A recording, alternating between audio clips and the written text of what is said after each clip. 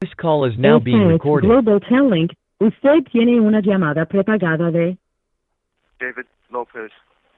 un preso recluido de la prisión estatal de Centinela, California. Esta llamada y su número de teléfono será controlada y grabada. You have a prepaid call. You will not be charged for this call. Para aceptar esta llamada, diga o oprima ahora el 5.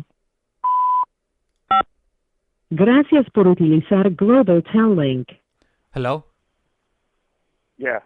What's up, James? Hey, how's it going, David? What's up, man? We are we on live right now? We are. We're definitely are. We are on live, and I went ahead and fixed all the issues. I set up the new number. I put it up on the stream here, and Yeah. Yeah, go ahead. Let me tell you this right before we go further. What is up with that recording, man? I listened to it right now, and I was like, all right, well, that's what it is. I guess that's what we are now. I think GTL they definitely cheaped out on getting an actual Spanish speaker set up that prompt right there. It's Spanglish pretty much. It's English and Spanish, so definitely Yeah, I hope that corrects any issues that we may be having as far as content's concerned, and we'll see how that goes. Yeah, definitely. So how are you guys doing right now? You guys got any New Year's resolution for 2024? Well, I'm gonna have to learn Spanish, if we're gonna be doing these podcasts. Yeah. So that's that's just what it is, man. Jesse, he knows a little bit more Spanish than I do. He understands it and everything. Jesse's a trip, man. He's like a giant what do you call it? Like a Pandora's box? Is that what it is? Pandora's box. Yeah. To answer your question though, this is Jesse. Send mines to all the listeners. Anybody happens to be in there. Special shout out to the boy, to my man, ICEMAN. You know what I mean? Yep. He's always ever present. So definitely appreciate that. He sent us a message this morning that was pretty touching, pretty enlightening. Insightful, and it definitely meant a lot. It kind of even helped me put my finger on the collateral damage of victims and the effects of some of the things we do. So it's some good stuff. So I just want to send a shout out to him. Dave read that to me. Appreciate that, Iceman. Thank you. To answer your question, as far as New Year's resolutions, I got two of them. One of them is to lose 15 pounds, 10 to 15 pounds by June. I got to get it done within the next 6 months, just because I've been so occupied with all this other stuff that I've been neglecting my physical. Not like out of control or nothing, but I just I haven't been committing myself to the exercise as I should as much. So I want to lose at least 10 to 15 pounds. That's one New Year's resolution, and that's usually an easy one. Let's see. My celly got a tapeworm, so I don't know if I'm going to be able to diet the same that I used to. Yeah, I was kind of bummed out about that one. I was thinking, damn, 15 pounds. I'm looking at my locker right now. I'm looking at the food. I'm like, man, what is it going to cost me? Yeah. How many meals is that going to cost me? Because Jesse could cook, man. I'm going to have to go out on my own. Put them out into the wilderness. See what I can find on the yard. With that $9.99, try to get some tomatoes, figure it out, Yeah. And one of my other New Year's resolutions is to rebuild any relationships that I may have neglected or took for granted in the past. So I want to spend the next year definitely rebuilding relationships that I took for granted or neglected and may not have, It's not where it could have been or should have been at this point in my life, but I'm just grateful for the opportunities to be able to be the person I am today, to be able to commit to them the way that I am, and hopefully, like I said, build a future moving forward. And so that's definitely a New Year's resolution of mine, because in the past, considering other people and relationships was just not a strong suit of mine. I didn't really care what anybody else was going through, and because of that, I lived pretty selfishly and didn't think about the choices that I was making, how they were affecting everybody else. So, but yeah, so that's a New Year's resolution for me, and hopefully I'm hoping to graduate this year. So hopefully me and Dave. 2024. Yeah. 2024. I guess that's what it is. Jesse put the timeline. Yeah, we're gonna have to go hard on college this month in January coming up. We're gonna start college again, and yeah, just I guess for me, as far as the New Year's resolution goes, I mean, I guess I could always improve. You know, there's room for improvement. I've worked pretty hard to get to where I'm at right now, and I'm gonna tell you, James, I'm extremely traumatized with everything that I've gone through. I've probably got some major issues, man, that I got to start working through, and I suppress a lot of stuff, and I guess I can always open up more, and just confide in my wife with more things and stuff like that that go on in my life, and that's really it, man. You know, just try not to be such a jerk, and go ahead, James. No, and that's good that you realize, you know, like that you always have room for improvement. That's always a plus. My wife, you know, she's always getting on my head, you know, about not communicating and whatnot. But now, you know, talking to you guys is really helping me out. So, not only are you guys helping out the audience, or, you know, possibly, you know, somebody going down down that route. You guys Esta llamada y su número de teléfono será controlada y grabada. You guys are definitely, you know, helping me. Yeah. Hey, so right now, you know what? Right now, I just want to go ahead and we do have some new listeners here. So I want to go ahead and give him a shout out. Our newest listener here is going to be Righteous Monkey. He's tapping in and he's wishing Happy New Year to everyone. We also got Biddy K. She's actually tapping in from the UK or Britain, and it's actually 2024 already out there. So she sends a message. Good morning from 2024. Got to tell you, it's pretty much feels the same as 23. See you when you get here. So she's a day ahead of us over there. Yeah, they're in the future. Yeah, they're in the future over there. But yeah, we want to give a shout out to the new listeners. It's amazing to have that type of support. You know, yeah, we're always up for answering new questions, man. If there's anything that we can discuss, or, you know, if there's questions that they have, you know, feel free. Me and Jess, we're like an open book right here. Absolutely. It's always an honor to have new listeners, have anybody listening. Hopefully, we can connect with them the way we have with listeners in the past. Definitely, if she happens to know who won the Super Bowl, let me know so I can bet on it now. Yeah, that is for the future. Yeah, that's for the future already, you know, so we're trying to figure that out, you know. Yeah, I always wanted an inside person from the future. Hey, you know what's crazy is that, like, you know, being in the cell, I do a lot of reading, and I love reading stuff around the world, you know, just anything that I can get my hands on for just things that are going on in current events over there. And I actually read a lot of stuff that about the UK, and yeah, it's pretty crazy. I trip out on, like, the way that everything's set up with the government and the military, you know, and it's just about, you know, how everything's called, like the royal, what do you call it, the Royal Marines? Is that what it's called, James? The Royal Marines, and the postage is royal because that's a monarchy over there. Hey, so, yeah, that stuff interests me a lot, man. You know what they call the prisons? No, what are they? What are they called? It's HMP, Her Majesty's Prisons. Yeah, that's what I'm talking about. That kind of stuff, hey, it kind of gets me going, though, you know, like, I wouldn't, like, look, I don't want to go to prison, but if I was locked up in Her Majesty's prison, it wouldn't feel so bad. It wouldn't feel so bad. I wouldn't feel so bad. Hey, but you know what? You know, I'd be like, damn, I don't know, I'm a part of the process, you know? They also got that up in Canada, too. Like, so in Canada, you know, they got the Royal Mounted, the Royal Canadian Mounted Police, the RCMP or something like that. Yeah. And then also they got, like, right. they also, like, their prisons, too. I think they named them after the Queen because, you know, back in the days, you know, they were tied in, you know, with Britain. But they held on to all the names and whatnot. Yep.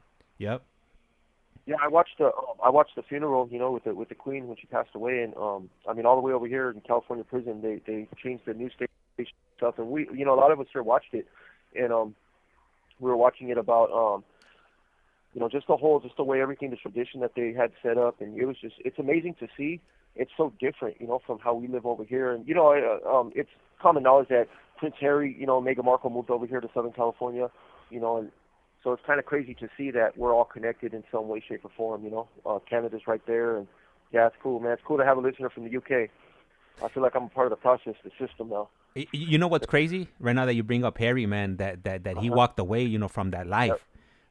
From being a prince, and he's like, Charles, I'm out, like I'm moving to California. So, people living in California, it's real, if you're willing, to walk away for, to be with a normal woman and living a normal, civilized life compared to, what he was used to.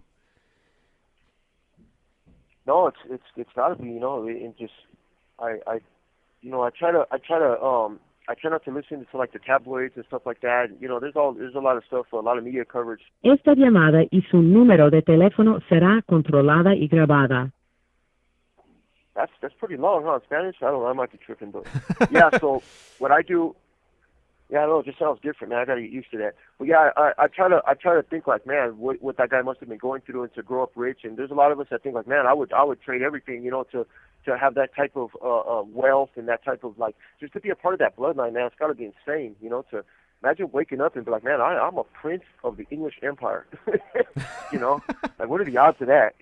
You know what I'm saying? Like, man, I wake up and I think, damn, I'm in prison. I'm a number. But to grow up and think about that, what that guy must have witnessed and the type of life experiences that he has. Because all we have really in prison here is we have pictures, like Jesse has a picture up right now. It's on a calendar, and it's of the Hudson, Tahiti, and that's how we see the world. We see the world through our TV sets. I've been in for 13 years. Jesse's been in for like 23 years.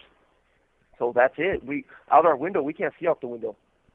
I'm looking out the window now, and it's all like, it's kind of like, it's a little bit of misty, and there's trees off in the distance, but we don't see much else. The area surrounding the prison is pretty desolate.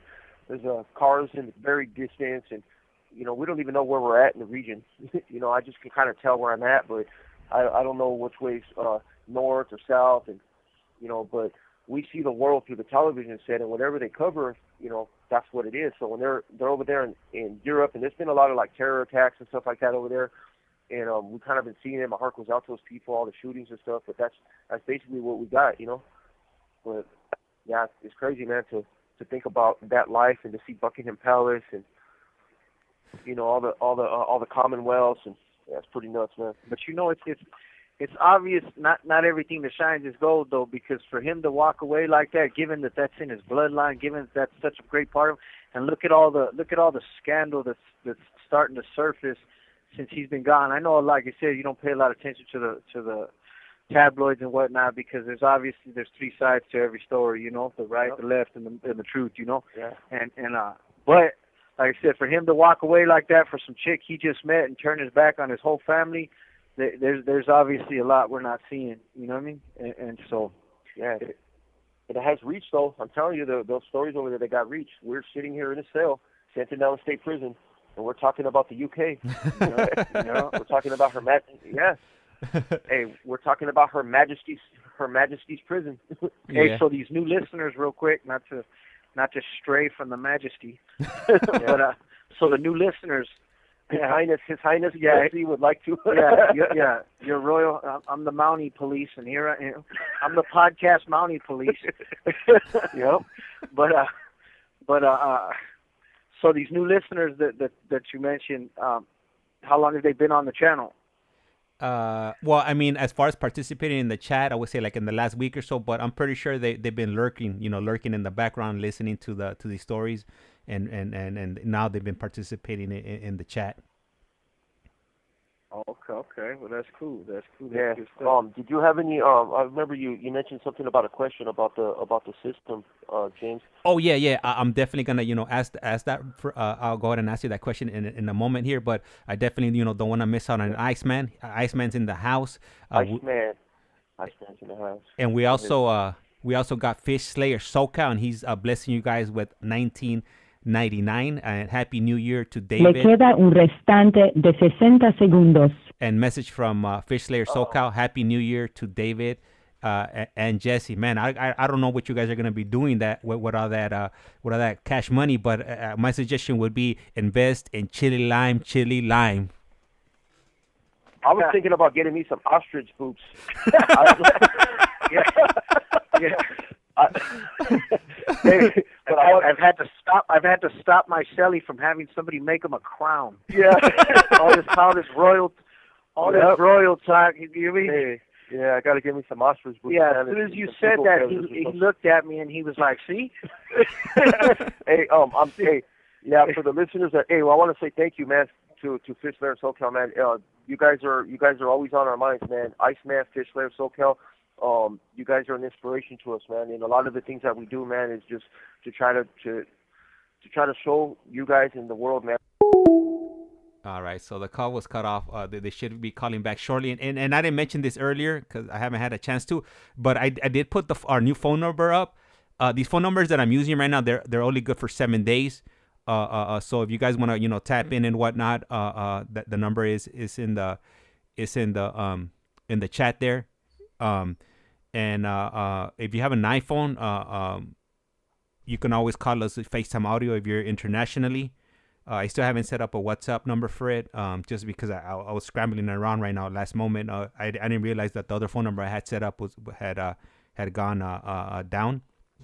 So I just set it up really quick, and so you do have that option of calling in. Like I said, if you have an iPhone, you could call us in FaceTime audio, or if you're in the U.S., then you could go ahead and call us. It's a regular local phone call or whatnot. You won't be charged for it.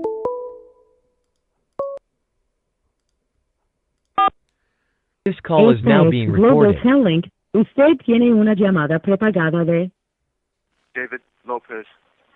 un preso recluido de la prisión estatal de Centinela, California. Esta llamada y su número de teléfono será controlada y grabada. You have a prepaid call. You will not be charged for this call. Para aceptar esta llamada, diga o oprima ahora el 5.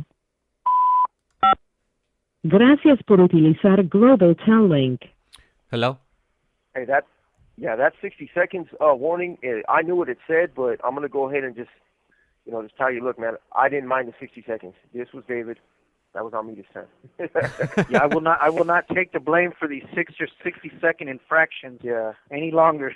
Hey, I want we hope to make you guys proud with our progress, man. It's to show that, I know that Fish Lair SoCal, he has some family members that are doing time right now, and we're trying to make things easier for individuals, for family, from loved ones that are in here. We're trying to show that change is possible, and we do that for them also, because there's going to be one day where maybe one of those guys comes on one of these yards, and they're gonna be looking for, like, man, just trying to figure out their way and their path, and they're gonna see guys like me and Jesse, and we're gonna show them that it's normal to want to do good in here and to change our lives.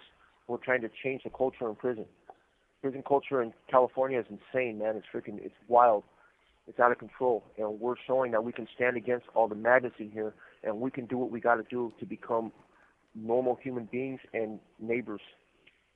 Absolutely. Yeah, so. And we definitely appreciate I know I've been walking around all week like, man, I got a job offer with the Carpenter 619 unit if I ever make it out of here, when I do make it out of here. Oh, yeah, and sure. it's just something, it's something that that I hold with pride, and so we appreciate any of the opportunities given to us, not to say that we're going to need it, but if we do, it's good to know that people are opening their doors and opening their hearts to us, so I feel like that what we're doing is obviously having the intended effect on people, because we're trying to show people that what our true potential is. We're finally reaching our levels, reaching the potential that we have, and so people out there are seeing it and hearing it and understanding it. So we appreciate any extension of gratitude they should send our way, and any opportunities they give us. And so, and like David said, if his brothers ever happen to cross paths this way, that we're affecting the change in here that we want to see, because for a long time that we did that because that's all there was to do in prison. Yeah. There was really nothing else to do in here but act a fool. But trust and believe that that's absolutely not the case anymore. So I don't know where his siblings are with respects to their walk, but just know that there's and then this isn't the only place. We're not the only guys. There's a lot of people in prison doing what we're doing, and we're just fortunate enough to get it out there to show the world, so that way people understand that, hey, prison isn't full of scum, Yeah, you guys know us now. That's the thing. So they're not coming over here blind like we came over here. Yeah. You guys know us. The callers know us. The listeners know us. And if there's somebody that's struggling in this environment in the California prison system, or even out on the streets, but and here this is where we're at. But you can always depend on us, man. Be like, hey, man, somebody's coming your way right there, and just help them out. And we're creating a foundation here, a foundation of change. There's places to go. You look around and be like, hey, where's Jesse and David? I heard the other guys that talk to you about the programs and stuff like that, and that's what it is. We're approachable. No matter where you're from, no matter what you look like, no matter what race, creed, gender, it don't matter for us. We're gonna be there, and we're gonna help. We're gonna help them out as best that we can. Now we don't got a magic key though that unlocks the programs. I wish we did. I wish people could come and we could be like, boom, okay, this guy's ready for Criminals and Gang Members Anonymous. This guy has issues with anger. Boom, let's get this guy in anger management. Let's do this and that. There's people that do that, which are the CRM's office, but it's not. That's a community resource manager. They're the ones that are assigned to putting people in self-help programs, and there's a lot of guys that get left behind. Esta llamada y su número de teléfono será controlada y grabada. Hey, they're out in the wild, they're walking around the yard, and they're kind of getting upset. They're like, man, we can't get these programs. Well, what we've done is we've created groups on the yard. Like last night, we did CGA. We sat there, it was cold, but we did Criminals and Gang Members Anonymous. All the fellas came out. We brought our little booklets, and boom. So we were working step one.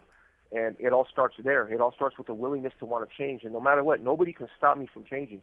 Nobody's going to be like, look, man, we don't got space in the self-help program, so you're asked out, man. You might as well just go back to fighting and doing drugs. We'll see you when some space opens up. They don't work like that. If they can't let me in that door, then guess what? I'm going to open my own doors. I'm going to pick up a booklet from somebody. I'm going to get a correspondence course, and I'm going to do what I got to do. Because guess what? I want to get the heck out of here, and I want to stay out of here, and I don't ever want to come back. And I want to help as many people get out of this place and stay out of this place as I can. I love having that job offer, from Eastwood or SoCal. I love having that because, I want to go out there and start working. I want to hit the ground running, but I got to do it right. I'm not going to go out there thinking that I got everything under control because I failed before out there on parole. I had no direction. I left prison on drugs, got out to the streets, was gang associated, and I went out with a whole negative state of mind. I wasn't trying to work. I didn't even consider working. When I got out, I was thinking, well, nobody's going to hire me. I'm a convicted felon. I have drug crimes and whatnot in the past. No one's going to hire me. So I didn't even bother. I had already a self-defeating attitude when I left this place. So now all that's changed. I have confidence. I'm in school. I have an education. So when I go to these places, they can ask me, okay, well, I see that you were in prison for murder. Yes, that's not who I am today. The person that you stand before you is a husband, a father, and wants to provide for his family. I'll do anything that I have to do to provide for my family and to stay out of prison. If I have to dig ditches and whatnot, break rocks, guess what? Me and Jesse, that's what we're going to do. Absolutely. That's not an optimal thing, but that's what we got to do to stay out of prison, and those doors are opening for us. And to return, to the offer to Fish Slayer. I don't know. Like I said, I don't know where his brothers are, with how long they've been down, or what it is. But just know that we do prepare board packets. That we've done that. We help each other here to prepare our portfolio for people going to board. And if his brothers are lifers, they're ultimately going to have to go before BPH if they ever hope to obtain their freedom again, to show them who they are today and explain to them how they understand who they were before when they committed whatever it was that brought them to prison for life. And I don't know if they're on the main line. I'm not sure where they're at. You know what I mean? But I know there's not as much help over there as there is on this side. Things like that. But just know that if he ever needs us in that sense, to help his brothers out, and like we could always bridge that gap. When it comes to writing remorse letters, when it comes to doing autobiographies, when it comes to writing doing parole plans, setting up relapse prevention plans, all that stuff. Just know that if he ever needs our help in that sense, that's we don't have a whole lot that we can offer other than than advice. But with respect to that, we're always here if he needs our help. If his brothers need a roadmap or something, because I've already done mine. David has a lot of his ready. We've helped numerous people. We do it all the time. That's part of what we do in our community is help people, prepare themselves. Because it's not only preparing yourself mentally and psychologically and emotionally and developing the insight, but you have to prepare a board packet as well. You have to be able to write and express all this stuff on paper, because you only get an hour and a half to go in there and explain who you are and show them who you are today and show them what you've learned about your past. Esta llamada y su número de teléfono será controlada y grabada. You have to basically present yourself to the board before you even get there. What's up, James? We got you. Okay, so I'm trying to get in. So Fish Layer SoCal, he dropped a comment on the chat right now. He said one is in Wasco and the other he's in the feds. He's in Big Sandy, and he says, I appreciate the words of encouragement. No, that's cool. And the thing is with the feds, that's we got some people that we know that spend a lot of time in the feds, so that's a whole different beast right there. But prison's prison. I don't know what's available at the federal level, but I know that they're kind of behind, on things. From what we hear, they have a whole, they got fancy food and whatnot, but as far as rehabilitation and self-help programs, those things have to be done on a deeper level. Wasco, I spent time in Wasco. If he's on the main line in Wasco, I was there a couple times. So if he's on the main line in Wasco, he's probably on the 3 yard right there, Jess. They got a level 3 there. It's what it is, If he's level 3, he's already, at least he's already lowering his points and stuff. But yeah, it's just a matter of, you can tell when somebody's tired. I know he mentioned on the chat that you told me, James, that he was It looked like one of them was already tired and he can hear it in his voice. And the thing is, when I seen Jesse on the bus, that one time, I can tell.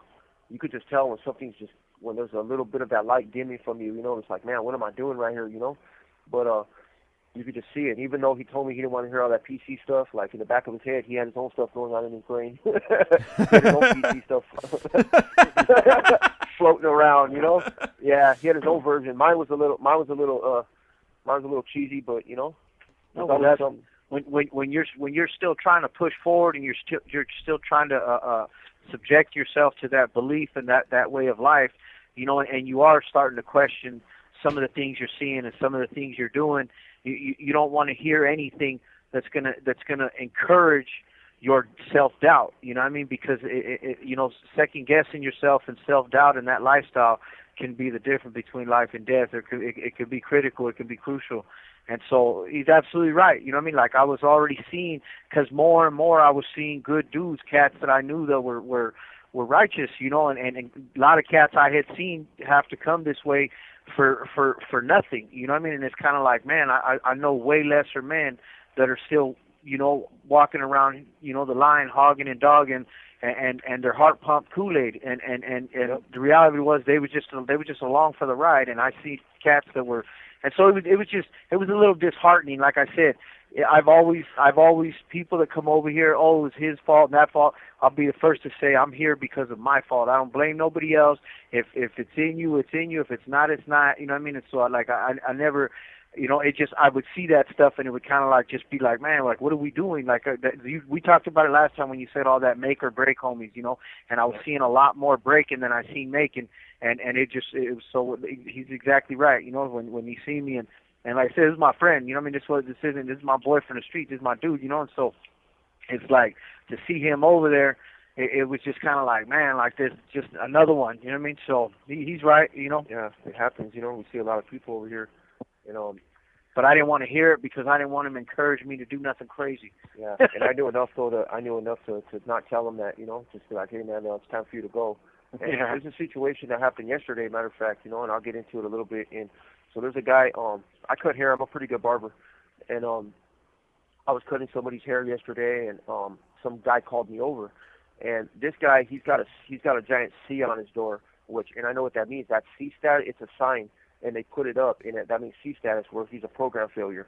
So this dude's he's a screw up, man. He's somebody who's been messing up. He just came out of the hole, and they got him all by himself. That whole section right there, there's a shower that separates C-sections. C-sections got about, how many cells over there, Jess? 18 or it's 17 cells, huh? Yeah. Yeah, each section has 17 cells. So there's 3 sections in the building, A, B, and C.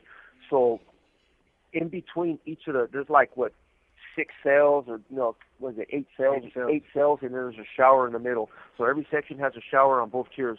So there's a total of 6 showers. So from the shower all the way to the last cells right there, there's 1, 2, 3, 4, 5, 6, 7, 8. There's 9 cells in C sections. I'm looking over there right now. That section's all empty.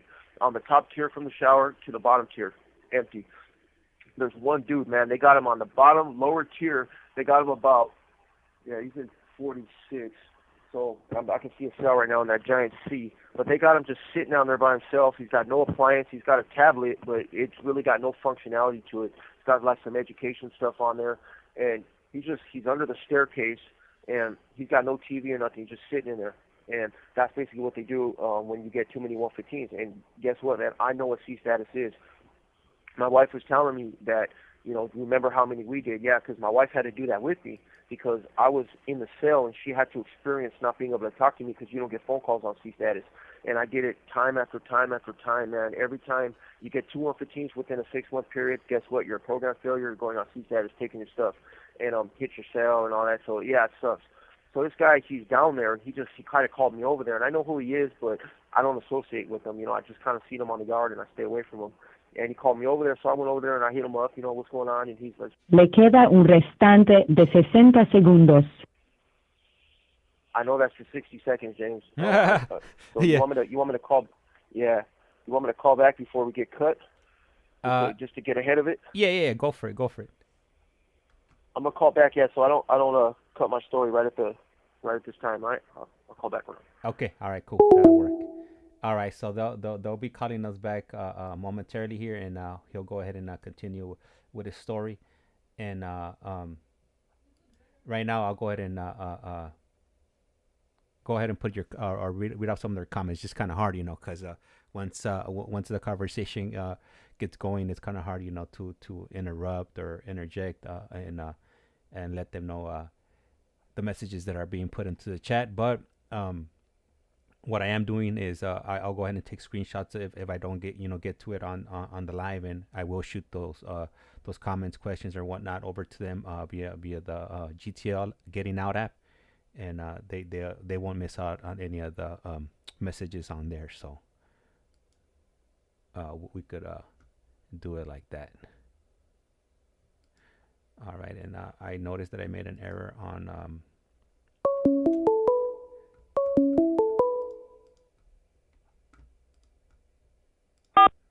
Esta This es call is Global now being Telling. recorded. Usted tiene una llamada prepagada de David Lopez. un preso recluido de la prisión estatal de Centinela, California. Esta llamada y su número de teléfono será controlada y grabada. You have a prepaid call. You will not be charged for this call. Para aceptar esta llamada, diga o oprima ahora el 5. Gracias por utilizar Global Tel Link. Hello. Yeah. So anyway, this dude calls me over there, and I see who he is, and he asked me, how much I would charge him for a haircut, and I told him, look, man, I won't charge you. So he's kind of surprised, because in prison, that's what people don't understand in prison. They're like, what's your angle? Like everything's got a price in prison. Well, I've made a decision where that's not the case. I told you, anything that is a cultural norm in prison that's negative, I have the option to flip it. Maybe a lot of these other guys ain't gonna do it, but I'm gonna do it. So I told him, look, man, you need a haircut? Go ahead, man. Don't worry about it. Just get at the officers. If the officers are he's on C status, so he can't go to day room. So he's gonna have to have the officers let him come out to get a haircut. And I said, look, hit up the officers, and you can let them know that I said that I would cut your hair, and I got you. So he's like, what's the angle? And I told him, look, and all I ask of you, this is what my price is. I see what you represent because he's an obvious gang member. He's got it hit up right there on his on his window and all that stuff. So it's obvious what he represents. So I told him, look, just when you come out for the haircut, just come out as you. Just come out as you, and I don't mess around. I told him I don't mess around. I don't use drugs. I don't sell. I don't do none of that stuff. I'm not into the gang stuff. So just respect that, and you got free haircuts from me. Just come over there. Just let me cut your hair real quick, and I'm going to go about my business. But a lot of guys want to talk. The barber shop, that's where a lot of guys talk. and I don't want to know nothing. That's what I told him. Look, don't tell me nothing. I don't want to know. And I don't judge you, but it's none of my business. I'm going to give you a haircut, I'm going to go about my business, you know? And he was it kind of caused a curiosity in his eye, and I seen that look, man. I seen that look, you know, and he's like, man, I've been thinking about giving it up, you know? And it surprised me because you don't really hear the gang member saying stuff like that. Maybe he's by himself, and I don't know, maybe he was coming off of drugs or whatever, you know? But that's what he told me. So I was able to use that as an opportunity to kind of swing an angle, but you got to be careful because you say the wrong thing to one of these dudes, you're going to end up jumped out on that yard over there. But I told myself, I said, look, this is what I'm here to do. I need to make myself available for people like this, but in a safe place. I need to let them know what my boundaries are right ahead of time so that there's no mistake there. But I have to make myself approachable to these people in a safe way because this is how I plan to combat violence in prison. Making myself available, staying on my path, showing that it could be done, and I'm somebody who's trudged the path of recovery before someone else. And so that's what it is, man. So that was just a good thing, man, that happened, you know. And he hasn't called me back to the door. I've seen a couple of the other cats going over there, but at the end of the day, I have to be available. That's what we want to do for a living. It doesn't matter if they're gang members or not. I don't want to just deal with people that have already got their stuff together. I want to deal with the people that are raw, people that are just like me. I told them I was just like you. I was sitting here all by myself, feeling lonely. I didn't have nothing in my cell, no appliances, and I had that giant C outside my door. And I would have loved for somebody to come and tell me, hey, man, you don't have to suffer like this no more. This is a safe yard. It's a level 3. Yeah, there's little violence and stuff that goes on out there, but it's nothing compared to where I came from. I told them, if you're going to step out of something, this is a place to do it, because they're not going to stick you here. You know, they might do a little 2-on-1 or something, you know, and those guys are going to get in trouble. You know, so it's just one of those opportunities that I have to use right there. But that's just what it is, James. Man, so once again, Fish Slayer SoCal's dropped $9.99 on you guys, so you guys got $30 coming your way. Hey, we really, really appreciate him. And absolutely. Now I'm gonna go to what's something exotic, Jeff? Something, you know. Yeah. I'm looking for feathers. I'm looking for you feathers. You keep this up, Fish Slayer, and this guy's gonna have platinum teeth with diamonds in it. He's going to be the only rock and roll gangster I know that looks like he's from New Orleans. You know what? Let me read off the message that he put here. He put, I greatly appreciate the advice. Thank you. Yeah. Hey, and the thing is with him, he's on it's a slippery slope when it comes to, if he sees that one of his brothers is tired, it's a slippery slope, even both of them, because it's kind of like I always tell Jesse, right? It's kind of like, you know, when you feed like an animal, but they're kind of coming out because, hey, a lot of us, man, and the way we behave in here, we behave like animals sometimes. And if you push too hard, they're gonna run from you. They're gonna run from you back into the trees, and it's gonna be harder to get them back out next time. You know, and so you have to be delicate about the way that you approach certain situations, because there's a major stigma about SNY.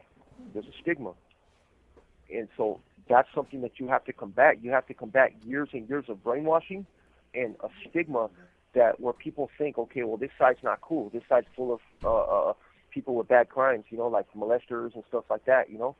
So there's a hardcore stigma there, and that's not the case, man. There's a lot of people just like him that are over here. Most of us, this side has really switched.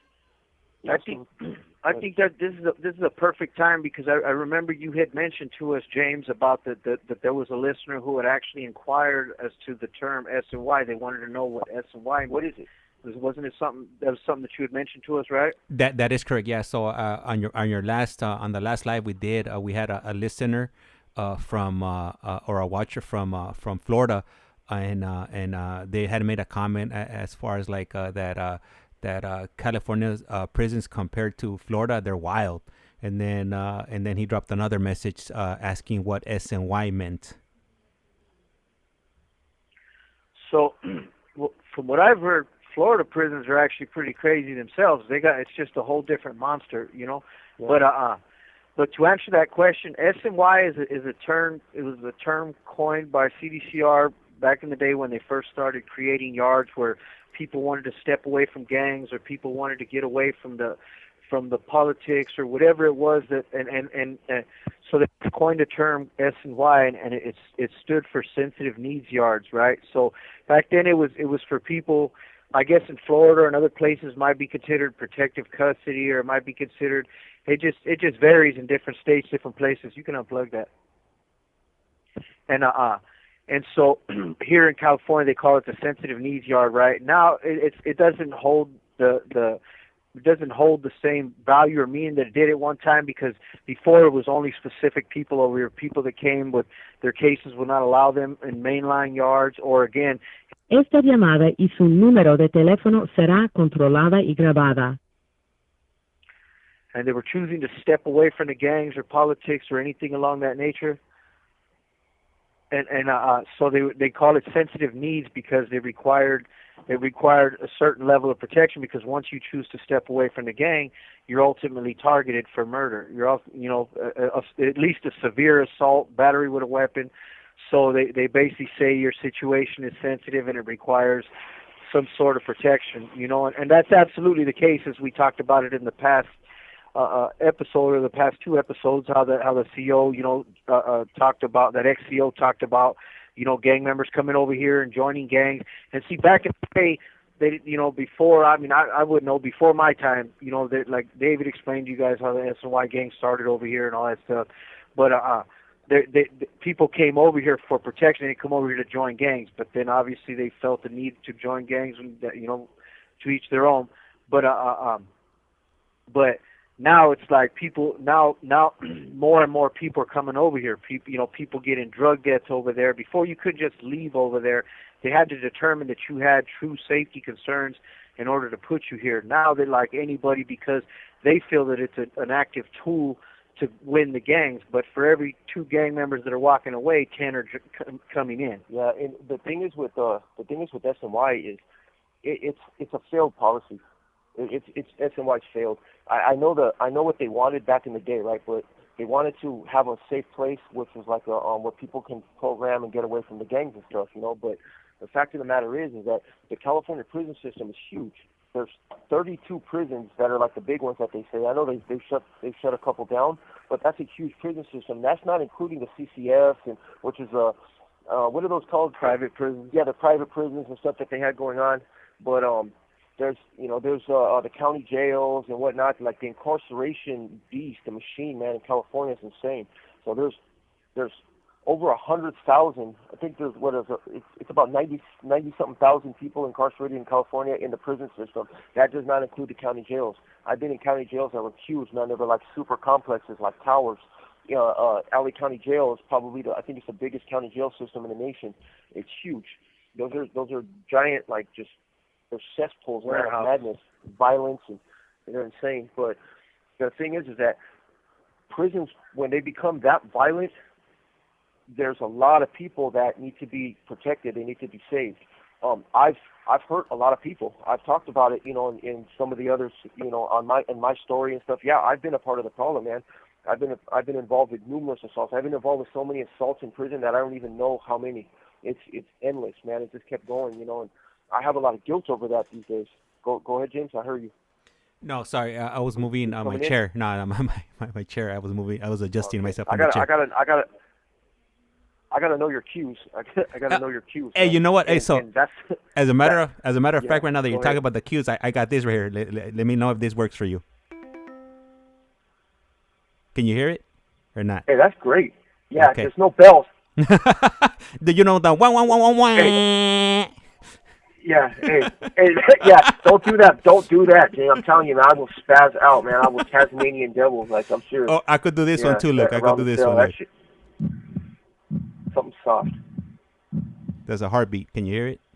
Or is it too low? That's what you already do. That's what you already do. I could tell.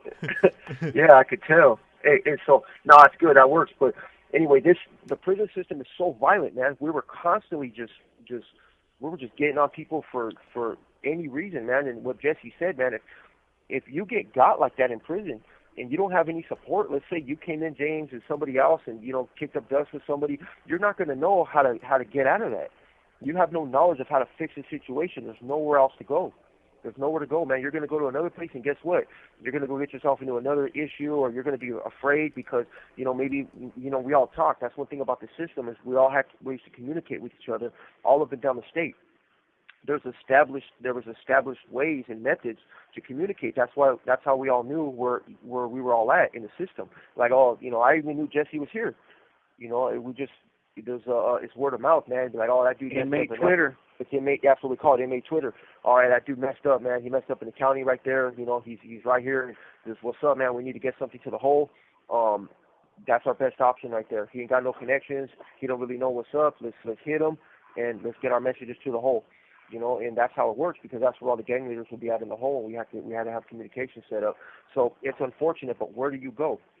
They had a place. You had sensitive needs. I mean, we hate that freaking term, man, because at the end of the day, I don't consider myself a PC. I'm no longer involved in that environment, but I'm a dropout. I'm a gang dropout. I'm on a yard. I'm locked in a cell right now because that's just the program right here. But I go to yard. I interact with hundreds and hundreds of people out on the yard. It's a little bit different. I'm in a whole nother society. They got the main line, which is general population, and we have SNY. It's two different things, man. So the problem is that it got too big.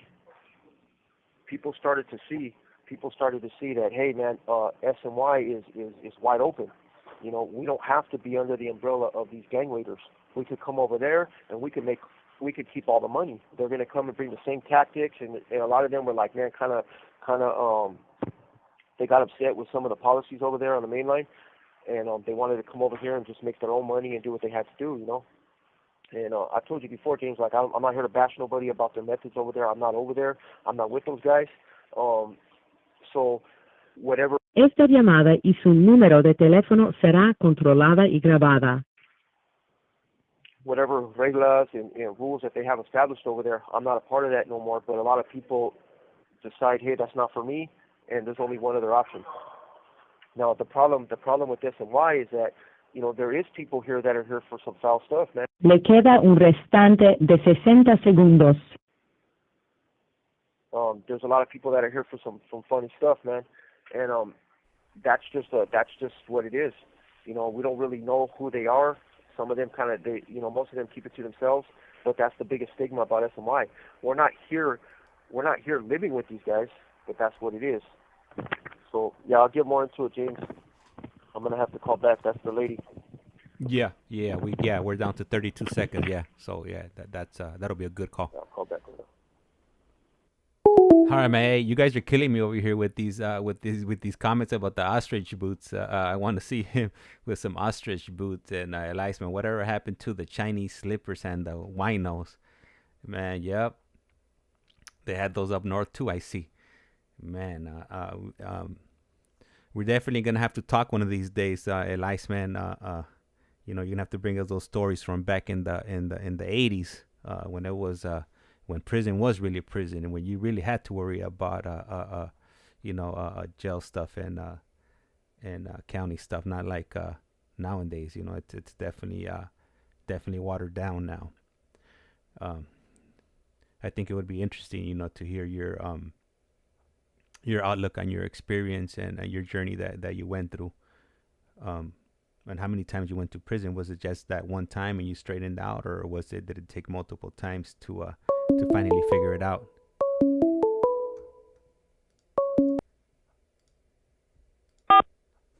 This call is now being Global recorded. Telling. Usted tiene una llamada prepagada de David Lopez.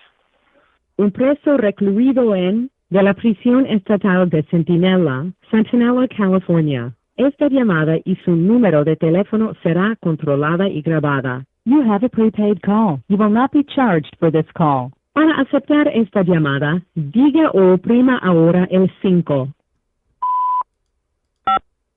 Gracias por utilizar Global Tel Link. Hello. All right, yes, sir. All right. So, Yeah, so once you guys get done with the SNY topic, we do have a question from Righteous Monkey. So just keep that in mind whenever we have a moment. Okay, got you. Yeah, so just in closing, you know, that SNY, it became just a place where people were coming. It's kind of like the borders open, you know, and they were letting a lot of people come through for really like small stuff, people that could have cleaned up their issues, and, you know, guys that weren't really that much in danger just kind of put extras on it, and they were just doing whatever they could to get away from that, you know. Yeah, a lot of drug debts, man. That's the crazy part. A lot of dudes were getting high in here and couldn't pay their bills or didn't even intend to, and they're like, I'll just run up a good one and I'm done. And crazy part is they come over here and do the same thing.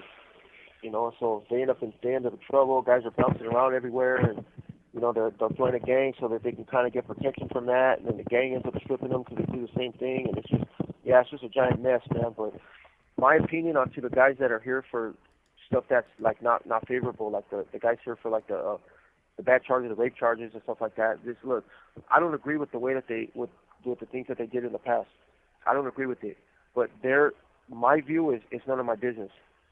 None of my business. I don't look out on the yard. I mean, there's people that kind of got that look, you know. You look at him like, damn, I know that dude's here for something crazy, you know.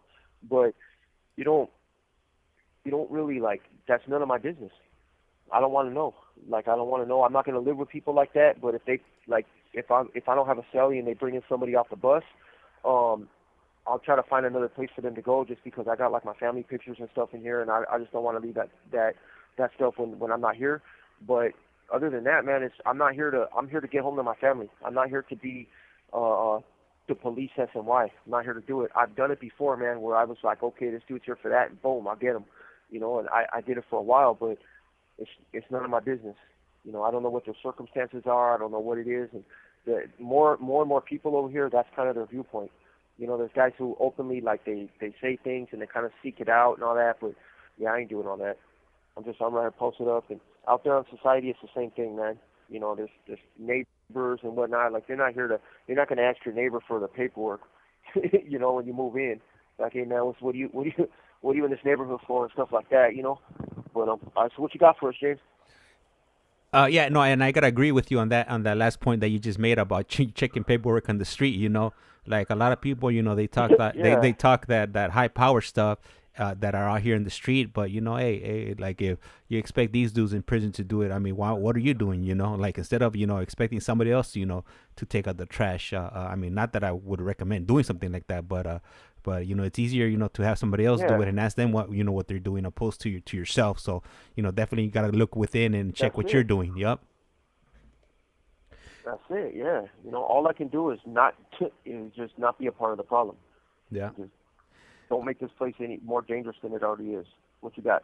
So we have Righteous Monkey here. He's asking. He says, I have an addiction recovery channel and have a random question. For inmates that are on Suboxone or methadone in jail, do they give that to them in prison out there? I know some jails here in AZ do. They do, and that's a joke, man. Here, tell you that, and yeah, they give it out. They give it out, and it looks like, man, it looks like the zombie line out there. And I'm glad that I'm telling you, it does, man. And the way that these dudes are handling Suboxone is, yeah, they give it to them, but they're offering it to everybody. They offered me Suboxone. You know, they called me in there, and they made me go in front of some social worker, and they were like explaining these programs, and they're like, yeah, we offer Suboxone. And I just said, look, let me ask you a question. Do you know anything? I've mentioned that I've used drugs before, but do you understand what? Esta llamada y su número de teléfono será controlada y grabada. And they were just like, no, but, you know, I said, look, first of all, why would you offer me Suboxone when I'm an ex-tweaker? You know, I did meth. You know, why the hell would I want to be on Suboxone? That's not going to stop me. You know, that's not going to stop me from having cravings for freaking taking stuff apart and, you know, stuff like that. You know, I told her, no, I don't. Suboxone's not for me. If I was to get on Suboxone as a drug addict in recovery, I would abuse it. Fact of the matter, you know, I can't take nothing like that. I can't drink. I can't even take Tylenol 3s. You know, I won't, because I don't want to trigger some sort of a response. And I've tried Suboxone. That was the last thing that I used 5 years ago. I took a little piece of it, and it's all over the yard. People get it, and I just see that as, look, there's people that take the Suboxone the way they're supposed to take it, and I've actually seen a couple guys do it. Not very many. I would say out of like all the guys that are out there, I've seen a few people take it the way they're supposed to. And hey, if it works for them, if they're hardcore heroin addicts in recovery, who am I to say that that's not going to work? But I know that in prison, that was insane. Yeah, I can give you. I'm one of those guys. You know, I took Suboxone for 2 years. When I initially asked for the Suboxone program, I was the very first one on this yard that was actually put on the MAP program. It's called medically assisted treatment, right? And see, the thing with the Suboxone is it's supposed to run hand in hand with cognitive behavioral therapy. They're supposed to put you on the medication to help you deal with cravings and relapse and all that stuff while they educate you and give you the tools necessary to recognize change and understand coping tools so that to prevent you from relapsing in the future, to recognize the warning signs, to establish relapse prevention plans, and all that along the way. So the only thing is CDCR never does things efficiently or effectively. You know, they get these bright ideas and they find out that they can get a bunch of money dumped into it, and there's a way to take some off the top. They implement. So for me, when I first because I was one of the ones that used to get Suboxone in here to sell to people, because a strip of Suboxone used to sell like a gram of dope, like a gram of drugs, whether heroin, crystal, whatever it is, it sold. You know what I mean? You could make $200 off an 8 milligram strip of Suboxone, which was crazy. You know what I mean? Like, to me, I had never seen this stuff, didn't know what it was until somebody introduced me to it, you know, and this was years ago when it first came out. But anyways, in 2019, they came around saying, hey, we're going to offer we're going to offer this medically assisted treatment, this, that, and the other thing. Well, I had known from a few years earlier from trying it that it actually got you loaded, you know, and this yard right here has very, personally from the other yards that I've been on, it has a very small drug problem, and I was the drug problem on this yard for a long time, I was the one that was, you know, trafficking drugs here. I was the one that was distributing, you know, I was part of the problem, like Dave said,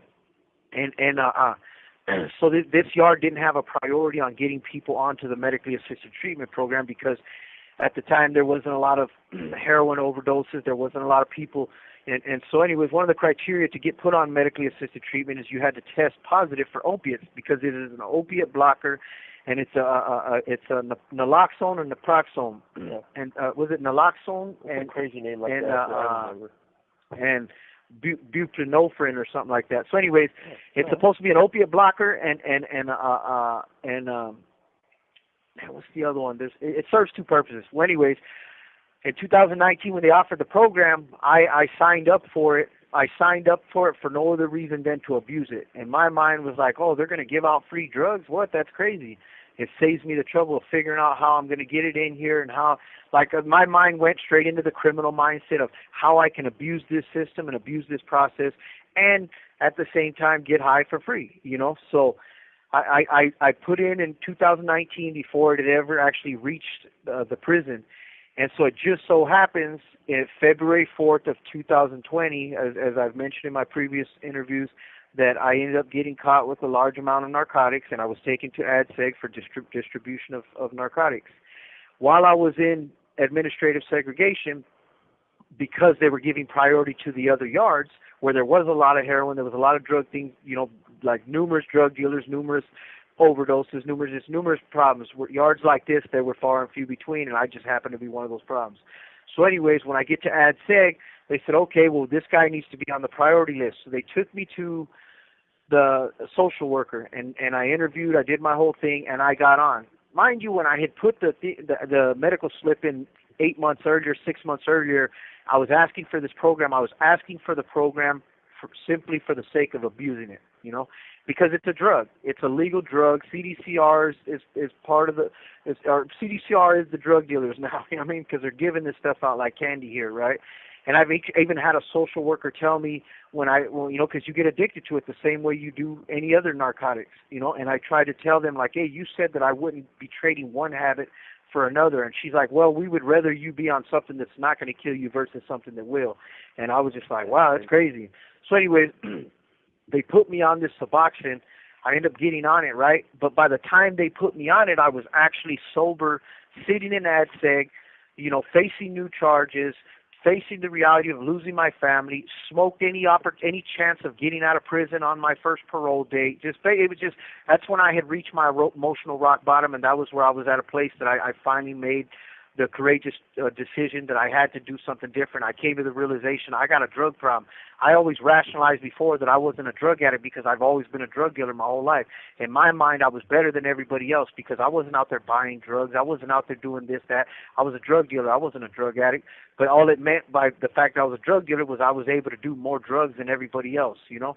And so I was a drug addict, you know, because when it came time to putting, you know, my family first or putting my freedom first or anything else, I chose drugs before anything, you know.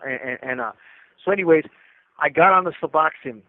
When I did get on the Suboxone, I got on the Suboxone at a point in my life where I said, you know what, maybe this can actually help me. Maybe this medication can actually assist me as it's intended to. And I'll be the first to say that that's exactly what it did. You know, I took the Suboxone for the next, like 20 months. I took it, the Suboxone. I was kicked out of AdSeg, as you guys know my story, you know, pending transfer to level 4. I took this Suboxone. I didn't abuse it. I took it as I was supposed to take it, and it served its purpose. It prevented, you know, for any thoughts of wanting to get high. Mind you, it was coupled with the fact that I was committed to change, you know, so it was getting me high, taking it, but it also kept me distracted from maybe wanting to use drugs or do anything else. However, I did not get the cognitive therapy that is supposed to run hand in hand with it until I actually filed a 602 and I complained and I pushed it all the way up to the CC3 in order to get into the drug classes, because I told them, I said, hey, what's the point of giving us this medication if you're not going to give us the tools necessary to sustain this recovery? I'm not trying to be on, you know, narcotics for the rest of my life. I'm not trying to, you know, like, this is what's going on. It's supposed to be a 2-part program. So anyways, I fought it, and I ended up getting into the ISUDT class, which is the Integrated Substance Use Disorder Treatment Program. And but by the time, truth be told, by the time I actually got into that program, I was already at a place in my life because I had already done a bunch of other stuff. I had to. Esta llamada y su número de teléfono será controlada y grabada. From all the other, you know, drug addicts and drug dealers on the yard. I wasn't messing. I was only dealing with pro-social individuals because I was developing a support network, and basically what I was doing over the next 2 years was you know, disputing all my beliefs and recognizing all the things that were high-risk situations for me, and I was doing my best to avoid all of them. So anyways, after about 1.5 years, almost 2 years, I told myself, I said, you know what, man, now I need to get off this medication. And I had tried to stop a couple times, but it's just as addicting as heroin. It's just as addicting as crystal meth. It's like your body is chemically dependent on it because you go through withdrawals just like you would any other opiate, just like you would any other drug. It's crazy. It's actually harder, and when I talked to the doctors about it, they said, oh, yeah, it's going to be harder to get off because it sticks to your neuroreceptors like 5 times harder than heroin does, you know? And so I end up getting off. You want to say something, Dave? No, I was just thinking, like, man, it's insane, man. I've seen people that are really kicking like that. Yeah. Guys on the yard that are, like, it looks like they're kicking heroin, man. They're all jacked up. Yeah. No, I went through it. I tried to cut cold turkey, and this is another thing about this Suboxone craziness, right, is they're giving out amounts that you would give to somebody on the streets who actually has a 2 gram a day heroin habit, right? And in prison, these guys that do have these heroin habits, you know what I mean, that aren't drug dealers, are at best they're doing, you know, $5 a heroin of what you would pay for $5 in the streets, and these guys are giving them these crazy amounts of Suboxone, you know, so it's no wonder they're abusing it. It's no wonder. Le queda un restante de 60 segundos. There she is. There she is. So it's a trip, you know. They had put me on this crazy dose of Suboxone, and so when I tried to cut cold turkey, it was impossible. Like you'd be sick. Like I said, your body is messed up. Anything that's wrong with you, you're gonna feel it tenfold. You're freezing. All the same thing as being on heroin. And so I had to actually go to the doctor and work my dose all the way down because I was committed to getting off of it by all means. And they literally tried to discourage me from getting off. You know, we're gonna call you back, James. Okay, perfect. Yep. We'll be here. We'll be waiting. All right.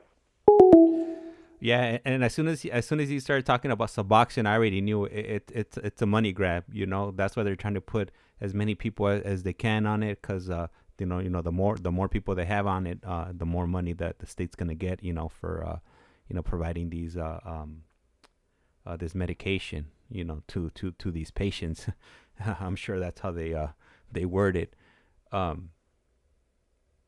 Yeah, I definitely heard about those withdrawals. Yeah, something vicious, something ugly. So, I'm sure it's a lot worse, kicking in prison than kicking on the street. So.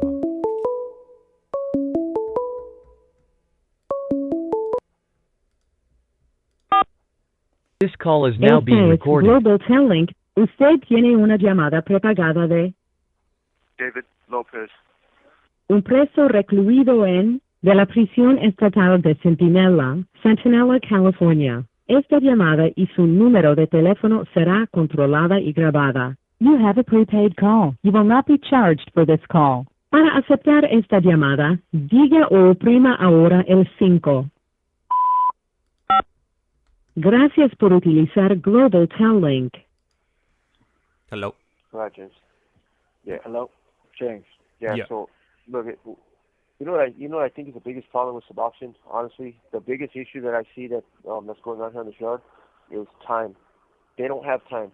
The nurses, they don't have time to distribute to Suboxone the way that they're supposed to be doing it because there's so many people on it. There's got to be, man. They have like a small window of time because each building has pill lines. So the pill lines are run when they run dinner. So if they don't have time to sit there and watch every single person dissolve the strip when they're taking it, so that gives too much wiggle room for the people to abuse it. They're gonna walk away. They're gonna still have it in their mouth. And these crazy freaking dudes, man. They go spit it out, dry it out, and they freaking put it right in the spoon and they shoot it up. Some of these cats are even smoking it. Yeah, some of these cats are smoking it, and then they're selling it. These guys are selling it right off of the freaking with the spin on it. And these guys are just shooting it up, man. And how? No, I'm serious, man. No, how believe dirty the human. How dirty the human mouth is.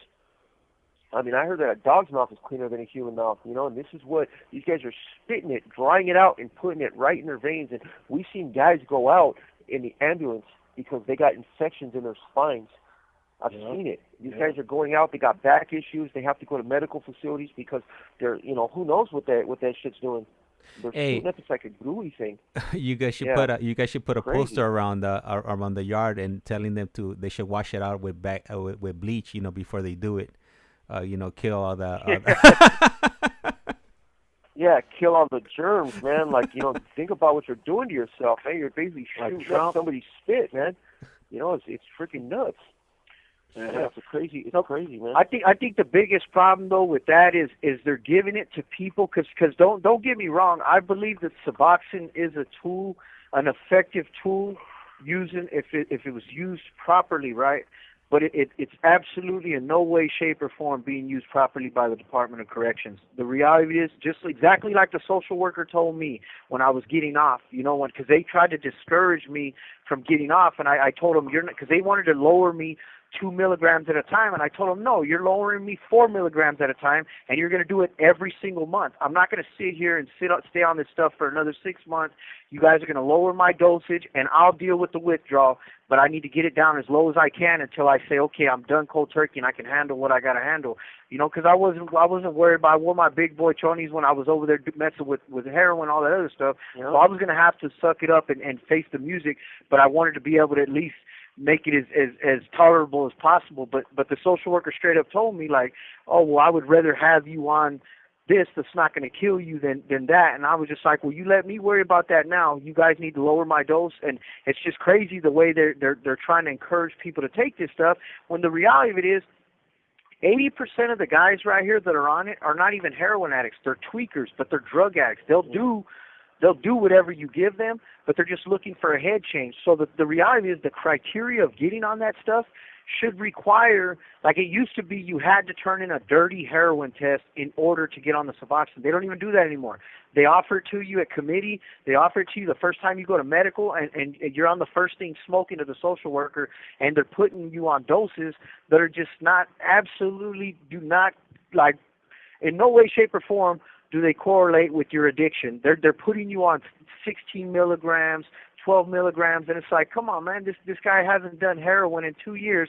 It's supposed to be used to help you withdraw so that you can focus and obtain the education. None of these guys are even withdrawing. There is no heroin on the yard. There's very little heroin when it's here. Like they'd have no business. That pill line, like Dave said, that thing's so crazy that like there's 30, 40 people there at any given time picking up their free drugs. You know what I mean? Yeah. And it doesn't stop them from turning around because it's the very same people standing in that line that are standing in the line in front of the drug dealer cell. Same people, yeah. Very same people. So it's like, come on, man. You know what I mean? Hey, but you know what?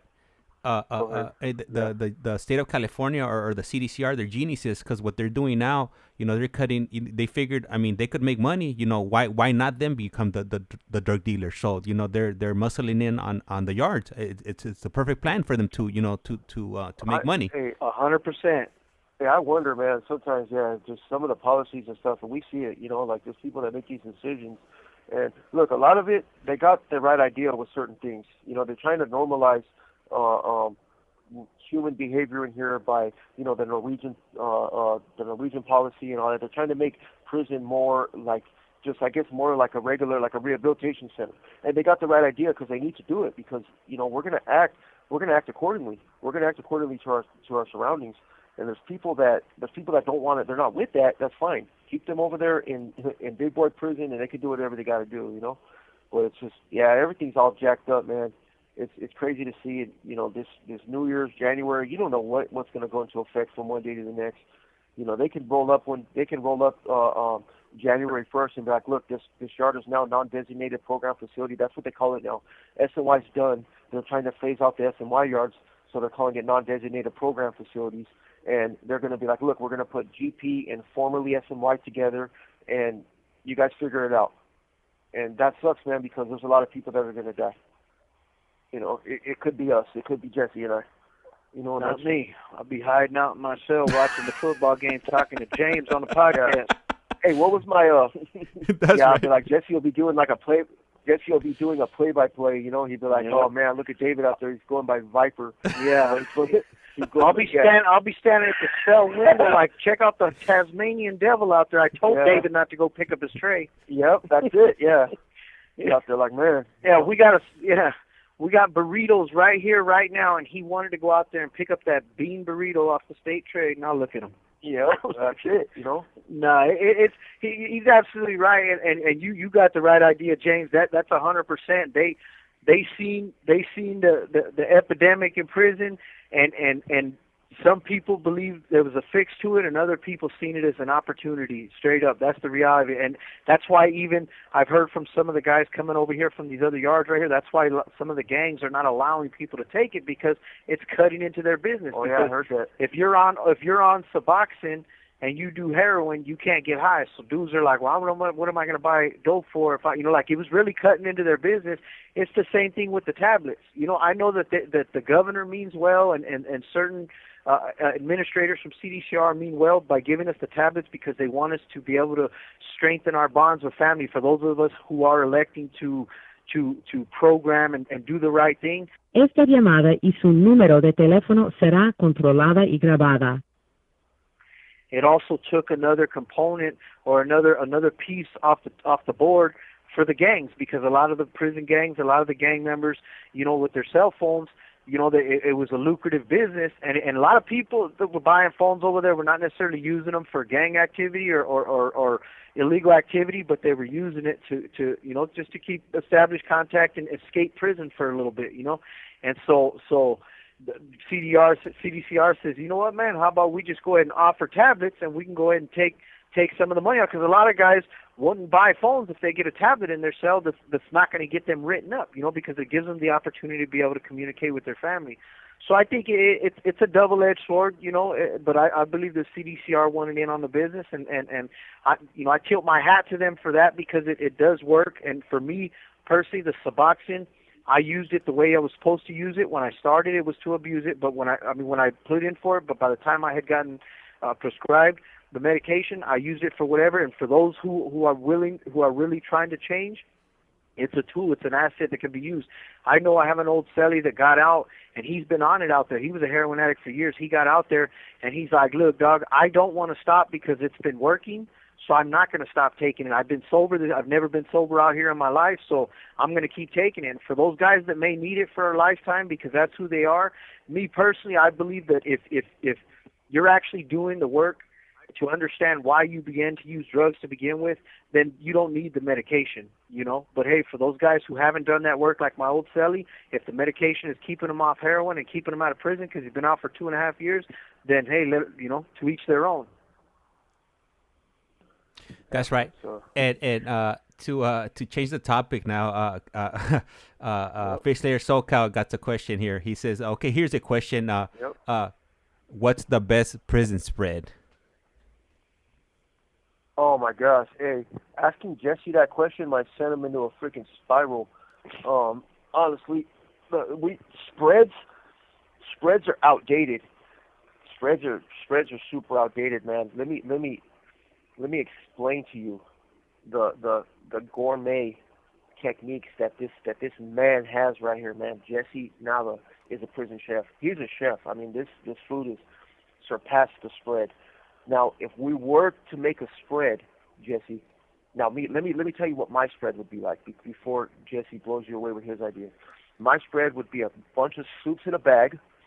I would break them all up and throw them in a bag, in a trash bag.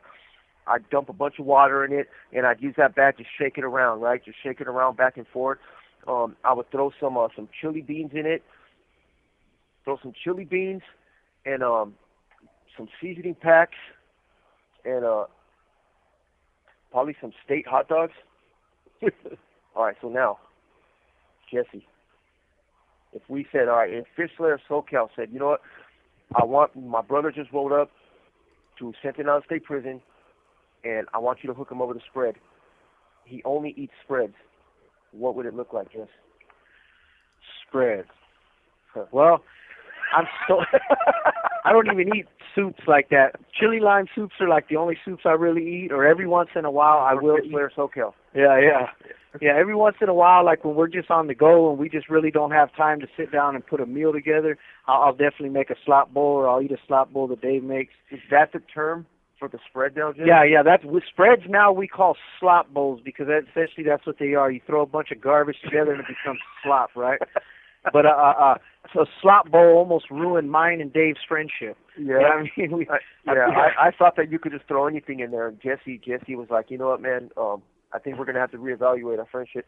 Yeah. He was actually banned from the kitchen for a number of months until I was desperate again, and I was whooped and tired, and I was like, you know what, dog? I'm starving, and I'm going to give you an opportunity to make something because I just don't feel like cooking right now, but I need to eat something. I've been gone all day, and I got to leave tomorrow early in the morning, so I need something. Esta llamada y su número de teléfono será controlada y grabada. Hey, James, do you know what that meal was? Do you want to know what I did? No, what was that? Did we ever tell you what I did? Nah, If you you never told haven't me. eaten yet, you might not want to hear it.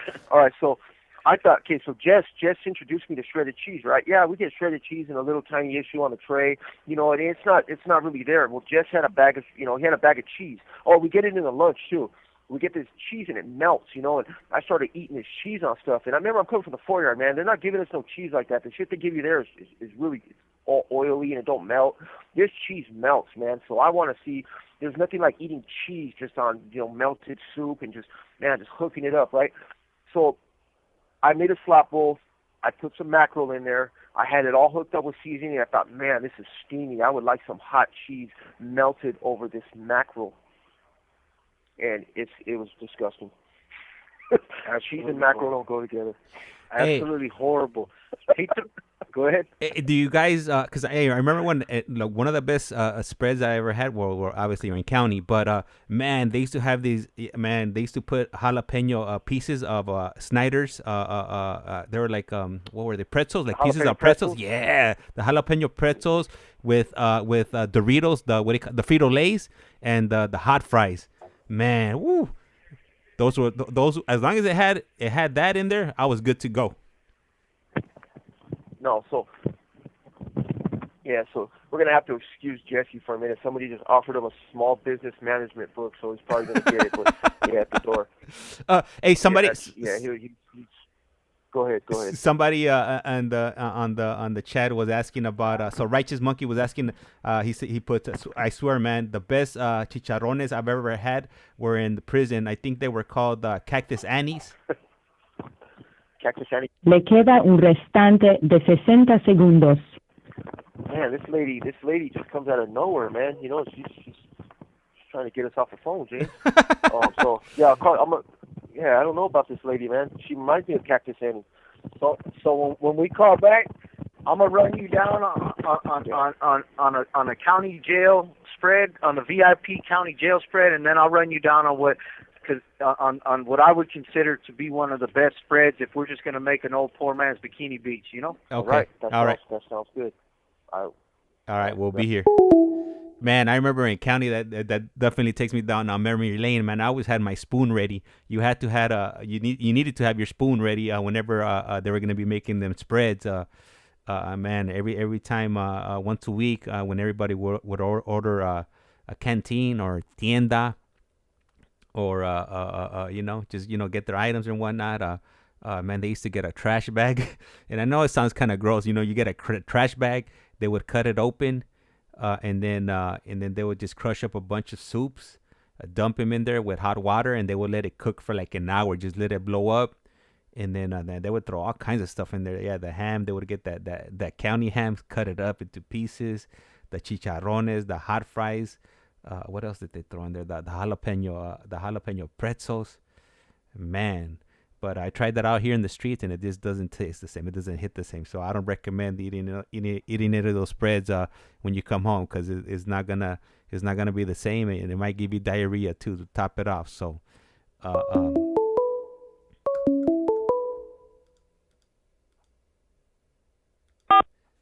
This call is now being Global recorded. Telling.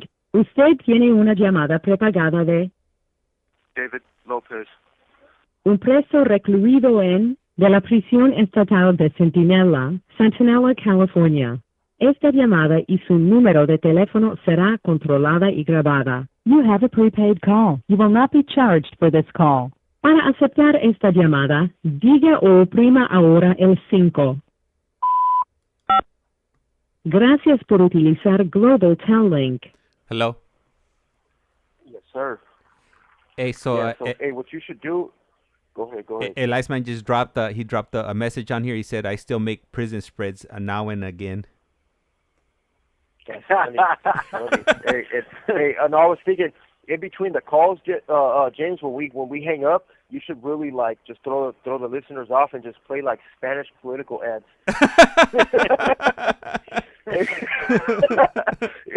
Like what's going on here with this guy? Like, go ahead. Yeah, go ahead, Jesse. All right, so in the case, because you mentioned the Snyder's, right? The Snyder's pretzels in the county. Yeah. That was people used to throw those in the soups all the time with jalapenos and the cheesy beans, the little cheesy rice, and just make just a regular old sopa, But what I used to do in the county, what I used to make we used to call it Chinese food in the county, right? And so it was just, what I would do is they used to sell this Lipton iced tea. I don't know if you remember the Lipton iced tea in the bag. Yeah, but not remember from, that? I remember in the street, but not from county.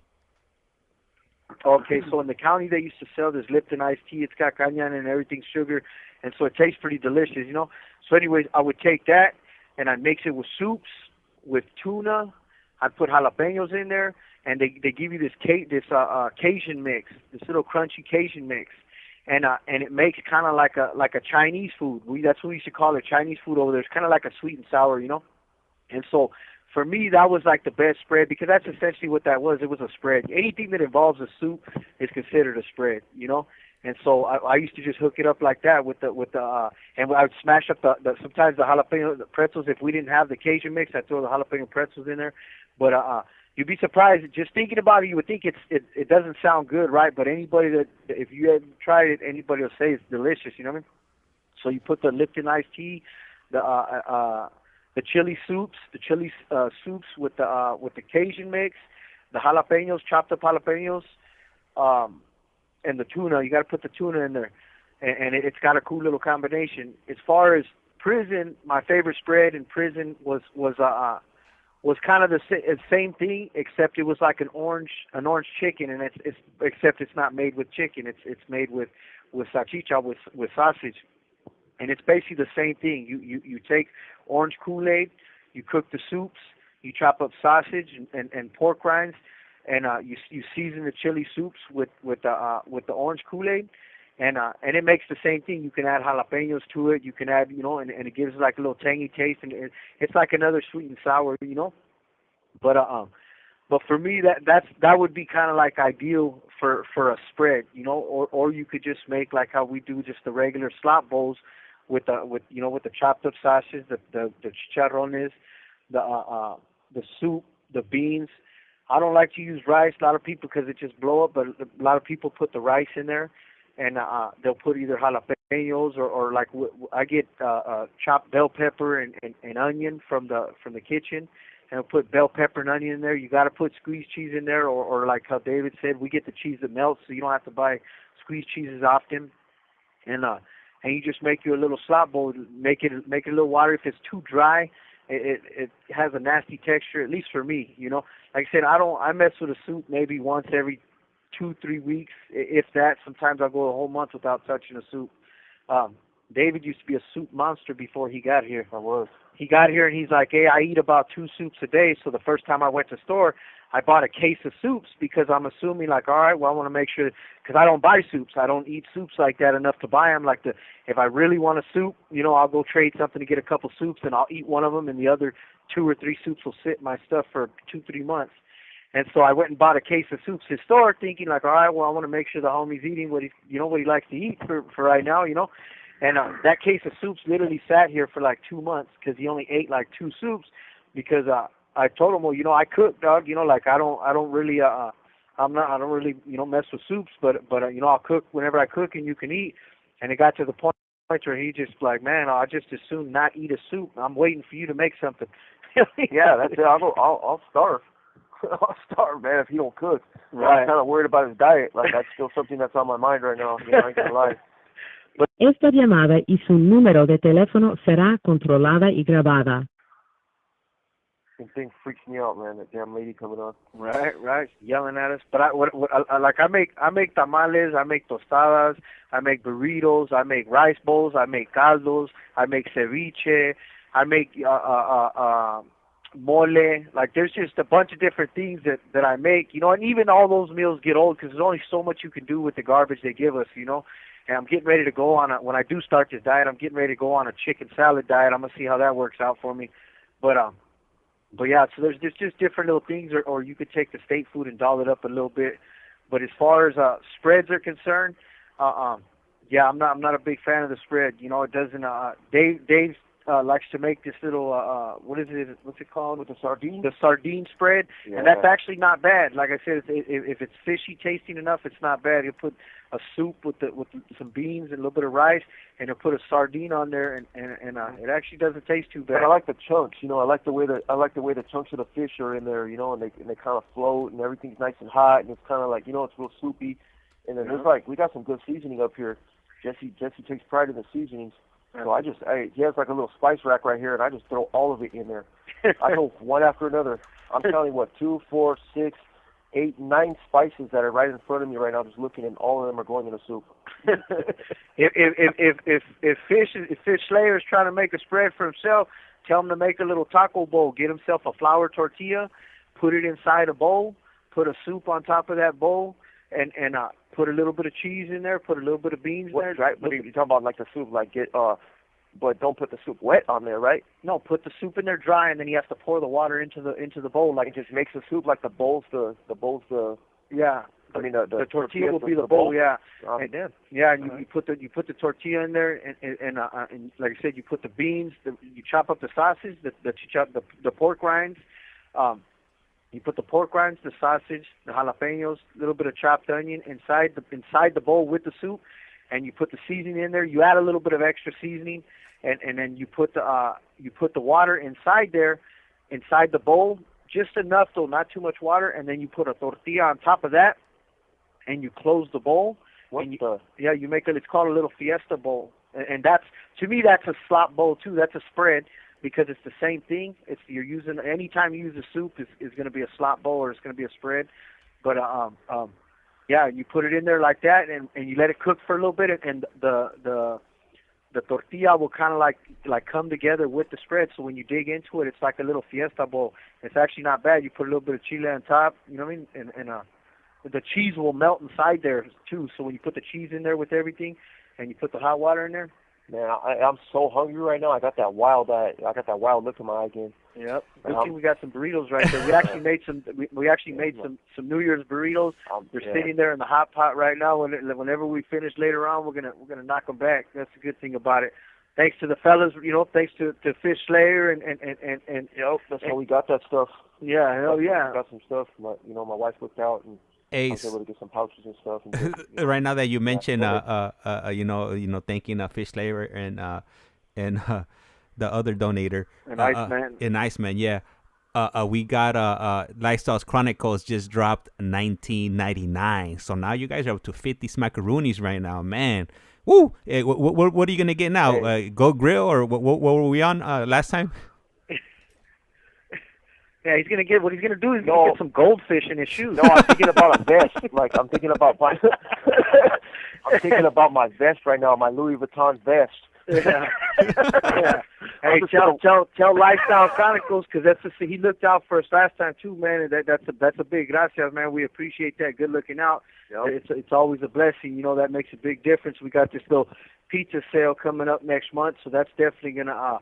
I'm gonna go ahead and when I'm knocking back this Domino's pizza, that's gonna be on the listeners, man. I appreciate that. That means a lot, Yeah, no, thank you guys. Lightens the burden a little bit from having to ask, It's amazing, yeah. It's amazing to have this type of support, man, and this type of recognition on what we're doing. Hey, I might have to ask in our life and what we're doing here. I'm gonna have to ask the warden, if I could come in and celebrate with you guys on that pizza party. That Domino's pizza doesn't sound too bad right about now. I'm starving. Right. Oh, I know. By the time we get it, it's kind of cold, man. So I don't know if you're ready for some cold pizza. Hey, I'll take it. I'm ready for cold pizza.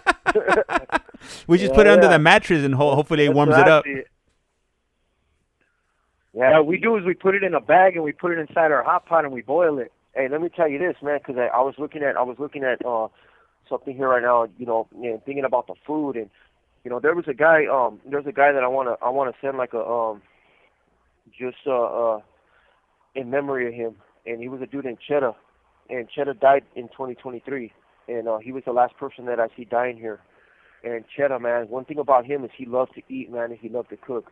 He was a good cook. He made a little fryer in his cell, and that dude fried everything, man. He fried a lot of stuff, man. He would fry chips. He would fry pork skins. Like, he just dropped anything in that fryer. And no matter what, you can basically go to his cell like a taco truck and be like, "What's up, man? What you got?" And then boom, he'll pull something right out of the fryer, tacos and everything. And he was a cool cat, man. He wouldn't charge nothing. He would just be like, "Look, you hungry?" And he'll always get something together. He had like a modified hot pot, right? That was just basically he turned it into a deep fryer. and he sat there, man, and he had everything hooked up. He had napkins ready to go. Like, he had napkins, he had seasonings, like a little condiment thing right there, and you just pull right up. yeah, you just pull right up and he'll hook you up, man. He'll drop it right in there. And he was real approachable, man, real cool guy, man. And I used to always we used to talk to him a little bit about his weight because he was a big boy, And Esta llamada y su número de teléfono será controlada y grabada. This probably happened around January, February, early 2023. And he was a couple cells down from me. And one day, one night, we heard the officers yelling, and because he snored real loud. He was a big boy, snored real loud, and they didn't hear him snoring, and it kind of stood out to the night officer, So he wanted to see him move and do something, and he wasn't moving. So they started yelling, and then I told you about the alarm, the emergency alarm. They hit it, so I woke up to that emergency alarm, and then they were yelling for him again. They went in the cell and they dragged him out, and Cheddar was gone, man. He was dead, And that's the guy I told you, James, that they rolled him down the stairs. How they put him on the stairs on that thing. On the, on that I gurney, remember. Yeah. And they kind of just pushed him down the stairs, and it was just crazy that you know, because I was thinking about things that happened, you know, in the new year, you know, and for last year, thinking about, I want to give like a this is a memory to people that are gone now, you know, and the crazy part is that there's people that come in our lives that are really tight with us and they're our boys and stuff like that. We meet them here and they're gone, you know. So I was thinking about all the people that I, you know, like Donna the other day. Some people, Donna left right here and he's going to, you know, on the next part of his journey, he went to a lower level, and you know the chances of us seeing Donna again are probably slim to none, you know. And he was a cool cat, but you know at least he's alive, you know. His family got some, but yeah, Cheddar, man, you know, it's another year that his family's not going to be with him, and it's sad to die in here like that, you know. I was thinking about Mr. Banda too. You know, Mr. Banda, back January, the winter semester of 2023, I did ethnic studies with Mr. Banda, and he was a heavy set guy, man. He was a cool cat, man. He's a professor, you know. He's a college professor for Imperial Valley College, and we go to in person. So they try to give us a college experience by sending us to an actual in-person class. And I noticed that he had a scar on his head, and he was a military vet. And he used to, so I just assumed that he got hurt in the military. You know, you know, he talked about his time that he spent in the military, and he was overseas a little bit, you know, spent some time in Iraq. You know, was it Iraq? Yeah. Was it, he was overseas, right? Like in the Middle East or something like that? But I don't know if he was in combat. Yeah, I'm not sure exactly about it. Maybe that was my own head, huh? I thought, oh yeah, he went to Iraq and he got hurt, blown up or something, you know. But he's a cool cat, and he really wanted to explain to us about Chicano, the Chicano movement, you know. And I mentioned that before in one of my earlier sessions with you, James, about, you know, I understand what it is to be Chicano, I understand what it is to be Latino, and all that stuff. Like Mr. Banda's the one that. Le queda un restante de 60 segundos. He hammered home those distinctions. And you know, I got an A in his class, and I was real happy about that. And he did his job, you know, taught us a lot of stuff. But I guess that scar came from cancer. I guess it came from brain cancer. And well, James, I'm gonna call back, all right? Yeah, all right. Because I don't want to cut his memory short. All right, cool. So the call was disconnected. Right now, when they call back, I'll go ahead and let him know that you'll pay to see him in some ostrich boots. Man, definitely had me cracking up. Man, these man, like we're about to be hitting 2 hours, and man, time just it flies by. So you know, I know for us, you know, or for me, you know, it's definitely flying by. So I'm sure it's definitely, you know, flying by for them. It's already 6:17. So right now, this is probably gonna be our last phone call. I do have to start getting ready. I do have to. My wife already took off. You know, she's at the suegra's house, and you know, she's expecting me over there. So you know, she allows me to, you know, get on these calls, but I also gotta go show my face. This call is now being recorded.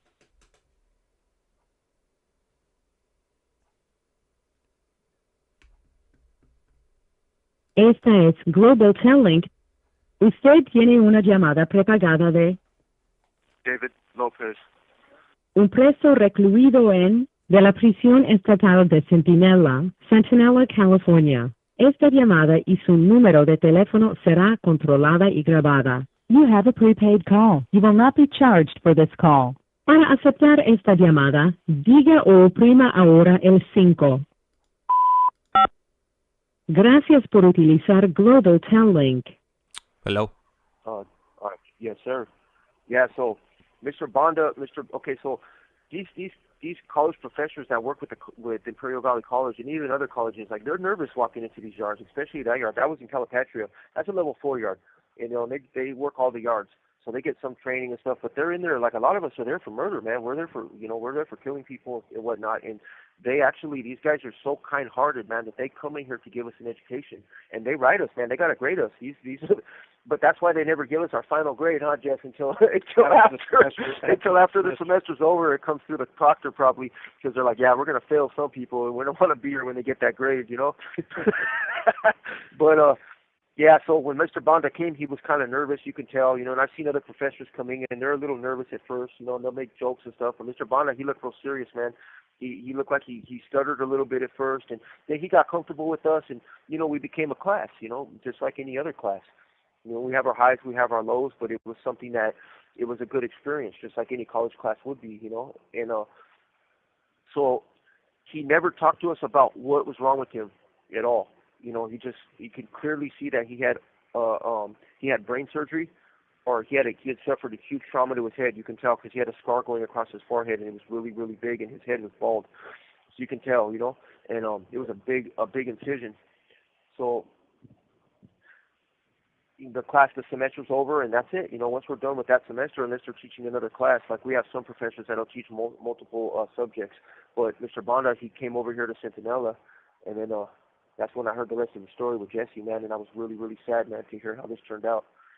Yeah, his name's Jacob Banda. So anyways, Banda, he's actually a American history professor, and he teaches Chicano studies as well right here. And we took both classes with him. But like Dave said, Esta llamada y su número de teléfono será controlada y grabada. Pressing on his brain, and it was cancerous as well, like Dave said, and it was actually messing him up big time.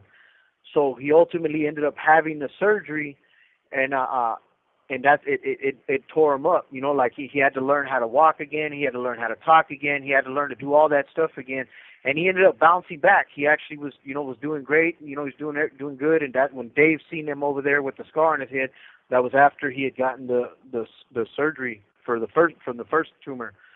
And so just, I believe it was fall or spring, this past spring semester, I believe. 2023? 2023, yeah. I was taking Chicano studies with him, and it was a trip because he comes in the beginning of the semester. He comes in and he's a little, disoriented a little bit, and he's like, hey, just so you guys know,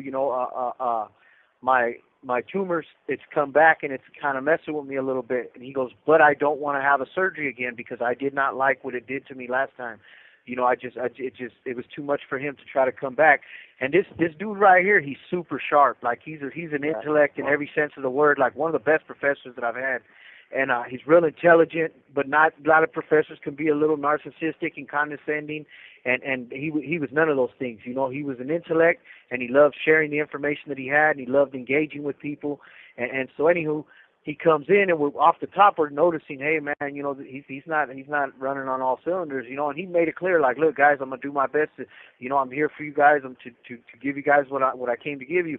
And he was doing, pretty good for the most part, but he'd get into speeches and literally he couldn't formulate the words sometimes. And it's a trip because I remember getting on the phone and telling my family, like, hey man, it hurts my heart to see this guy, because I could imagine what it's like being that smart and not being able to formulate your conversation, not being able to, you're a teacher, you're here to teach, and you could see the frustration in his eyes and in his character's demeanor when he's trying to get these words out, and he couldn't. He'd be stuttering, and it was because the tumor was pressing on his brain. So anyways, I would tell my family, like, look man, it hurts my heart to see this guy in here like this. I can only imagine what he's going through right now. And so towards the end of the semester, he starts coming in with the cane. He was having trouble walking, and it was messing him up. And so finally he's like, man, because his whole thing was, I don't want to do the surgery. I do not want to do the surgery. I hated what it did to me the last time. I hated being incapacitated in the way that I was. So finally, about 2 weeks before the end of the semester, he comes in, probably about 3 weeks, I want to say about 3 weeks before the end of the semester, he comes in and he calls us in there, and he's sitting in the middle of the classroom, and he's like, look man, I've tried to do everything I could, for you guys. I didn't want to abandon you guys. I tried to make it to the end of the semester, but it's just too hard, and mind you, he's not talking like this, the whole conversation is broken up. He's having trouble getting the words out, but he's done an awesome job doing what he could with what he had, but we've seen how hard it was on him. And so everybody, made it as easy for him as possible. And so at the end, he goes, look, man, I can't do it. There's no way I'm going to be able to keep driving over here and coming in here, and the walk from the front of the gate over here has just become too much. And I didn't want to do this to you guys. And we're all sitting there tripping out like, man, like, you worried about us, we're worried about you, because anybody that takes it upon themselves to come in here and show us you know, like how David said, a lot of these professors, it's hard for us to get professors in here because at the last minute they're like, you know what, I don't want to go to prison. You know, as much as I thought I wanted to earn the check or I wanted to go in here, I'm cool on coming to prison, you know, and they hear something in their training or something, they're like, yeah, screw that. Right. They hear about how dangerous it can be. They hear, and in the end, they renege at the last minute, and we thought we were going to take a class, we end up not taking it. So anywho, you know, when he comes in here and he treats us like humans, he shows us, you know, he tells us all the time, like, hey, man, my prison students are my best students because you guys truly apply yourself in ways that people out here sometimes don't, you know, when I'm teaching at the school. So, you know, for him to treat us like that and give us the, you know, himself in that way, it was kind of like a lot of us had you know, developed a little bond with him and a little, you know, we empathized with his situation, like, man, that's crazy, you know, to you know. So when he came in there, he was actually breaking down, you know, and to see him literally, I've never seen a classroom full of murderers and drug dealers and robbers and whatever it was. The whole freaking classroom was damn near in tears. There probably wasn't a dry eye in the room, you know what I mean? Because everybody could see how hard it was for him to tell us that he had to pull out of the class, that there was no way he could do another 3 weeks because he couldn't get up here to the prison, and it was just too hard for him to try to put his thoughts together and his words to get the words out, you know, even if he could formulate the thoughts, he couldn't formulate the words.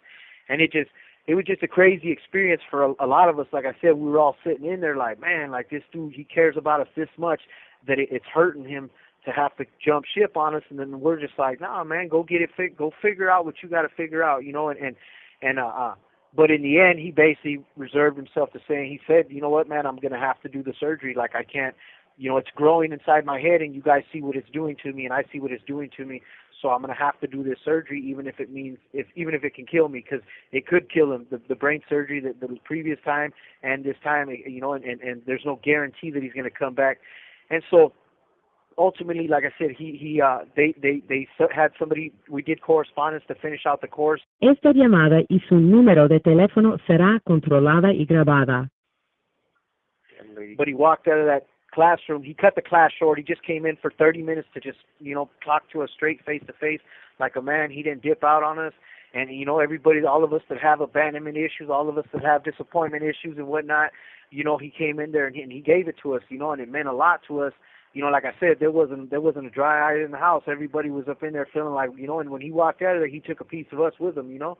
And so it was just a tripped out experience, you know, for us to have to go through that, and for him to have to go through that, and to see what you know, somebody has a bigger problem. Everybody has a bigger problem than the next person. You know, it could always be worse. You know. Yes, that's what I do. I sit here in prison. I think, man, you know, there's a lot of guys that are really struggling, man. You know, who knows what Slayer SoCal's brothers going through in the feds. You know, federal prison, and what's going on in Wasco, or just people that are, you know. I told you I was locked up in Mexico. And that was freaking crazy over there. Those guys, man, there's some other shit over there. That's another thing too. You know, while you're talking about being in different prisons, I want to share with you guys, because I said that we're having a pizza sale next month, right? And I want the audience to understand. I want you guys, Fish Slayer and Chronicles and ICEMAN and those that have donated to us, and I appreciate that, because I want you guys to understand. You know, especially for me, you know, and David's been in here for over a decade, you know, and I've been in here over 2 decades, and so we get these food sales once every 3 months. You know, if for something doesn't happen and it doesn't end up falling through, the CDC puts together these food sales. They're fundraisers, so they mark up the prices on the stuff that we get, and we're donating to some charity by buying. You know, like if a pizza out there might cost $15, they're charging us $30, or you know, whatever it is, you know, or if it's a $10 pizza, they'll charge us $15. You know, they mark it up a little bit. So I just want you guys to know what that means to us, because we, like I said, I cook, I do whatever I can with the stuff that we get. But when you've been eating the same stuff, I've learned to master the meals that I have, because I've been cooking and eating the same stuff over and over, and we're essentially tired of it. But we make do, because it is what it is, you know. And so when we get these food sales from the streets, these are food from the streets, it's truly a luxury. It's truly a delicacy, you know, like we get it. And I hate to eat it sometimes, because once it's gone, you know. And so I just want you guys to know what you guys are doing for us when you're able to contribute and you're able to help us purchase these food sales and stuff like that, because these food sales, they come, you know, once every 3 months, and it'll be a different place each time. Well, you get the same 4 places. You just get it. It'll be like Domino's. It'll be like Walmart chicken. Sometimes they do Costco. Yeah. It's 4 different food sales, but it'll usually be the same. I've had the same 4 food sales every year since I've been in this prison. But like I said, when we get those things, we truly appreciate them because it's something. It's a piece of freedom. It's a reminder of what we're really missing out on. It's a reminder of how much better we will be eating when we earn our freedom again. You know, so I just want you guys to understand that when I mention that food sale, I don't do it lightly. You know what I mean? Like, it's truly a reward that you guys are giving us and helping contribute to. So I just want you guys to know that you guys are bringing a piece of the streets to us, and I appreciate that because those, you know, and some people, I know when we're out there in the streets, I know I took food for granted. That's for sure. You know, pizza, like what? I used to work at Domino's. So it's like, man, Domino's pizza is nothing. I just try to avoid eating altogether. Yeah. You know, and it's so much so that like the days that we're gonna have a food sale, like they say, I won't even eat because I just want to truly be able to appreciate that pizza when I get it. You know, or the little brownie bites or the chocolate chip brownie that they may sell with it, or whatever it is, because it's something that I don't get to experience every day. So when I get to eat that food, it's truly you know, it's something cool. You know, that's good, man. You know. Yeah, I just want to, you know, Jacob Banda, man, you know, just keep him in our prayers, man, and just think about it, you know, and just, thank you, man. We'll be thinking about everybody, too, when we're eating the food sale and stuff. And what you got for us, James? I need you to hey, like I said, I'm about to ask the warden to let me in because I need it on that pizza right there. I don't care if it's cold, whatever. We'll throw it in the boiling hot water. We'll wrap it up or whatever you guys put it in, and we're about to do this. Yeah, I could just throw it in a manila envelope and see how it goes. You know, send you a slice in the mail. Address it to you. You know, a pepperoni or something. Shoot it this way. Yeah. Hey, you want to know something crazy about these food sales? Is that, look, okay, we don't get this often. We don't get food sales often. They come every quarter maybe, or you know, it's months at a time, and it's never really the same thing. You know, there's 4 of them, so they spread them out. So the chances of us getting pizza again, you know, within next year, it'll be next year, yeah. So we savor this pizza, man, and I have conversations with my wife about this because we don't have a refrigerator. You know, so we get all this pizza and we let it sit. I mean, we eat it and warm it up, but we don't eat all those pizzas in one day, man. We eat it like the next day. And Jesse will go up to like 3 days. 3 days. And I used to think, man, that's insane to leave something out for 3 days. They say don't even reheat something overnight. And I think escape prison for 3 days. Though, hey, talking about rolling the dice, you know, one of these days I'm gonna see him killed over. Yeah, with salmonella. Yeah. Le queda un restante de 60 segundos. I reserve the word kilt, K-I-L-T, over. Kilt over. For this situation. Yeah. But that's crazy that's how we got to live in here. What, you want us to call back, James? Want to do another call? Yeah, we'll do one more just to wrap it up. All so right. like that, we could go ahead and, give everybody a shout out and, say it's the New Year's and whatnot. And then, I gotta go get ready. I gotta hit the road. I gotta go to the suegro's house, and I gotta let my presence be known before my wife, starts blowing up my phone asking when am I gonna come over. Right, she's gonna start headhunting for us. Well, all of a sudden we're gonna see your wife on the tab, and she's gonna be like, "You guys better leave my husband alone." Yeah. Hey, yeah. Yeah, I'm gonna call back right now. I got some choice words right now. All right. So right now, when they call back, I'll go ahead and read off the messages, and I just read the message that SoCal Fish Layer just put on there. It brings me joy, help making a better day. Yup. It definitely does. I didn't, before I started doing this, I didn't know if people were going to be interested in, in listening to these conversations and whatnot. And I'm glad, that you guys are in here and you guys find some type of I don't even know what word to use, but I'm just glad you guys are in here, and soaking up, all the things that these gentlemen are offering and are putting out. and hopefully, we're able to capture those moments, when they do, when they walk out of those gates, and shows, the change that they made within, and help other people, coming out through those doors, and sharing their experience, with everybody else that's in the same situation that they're currently in. So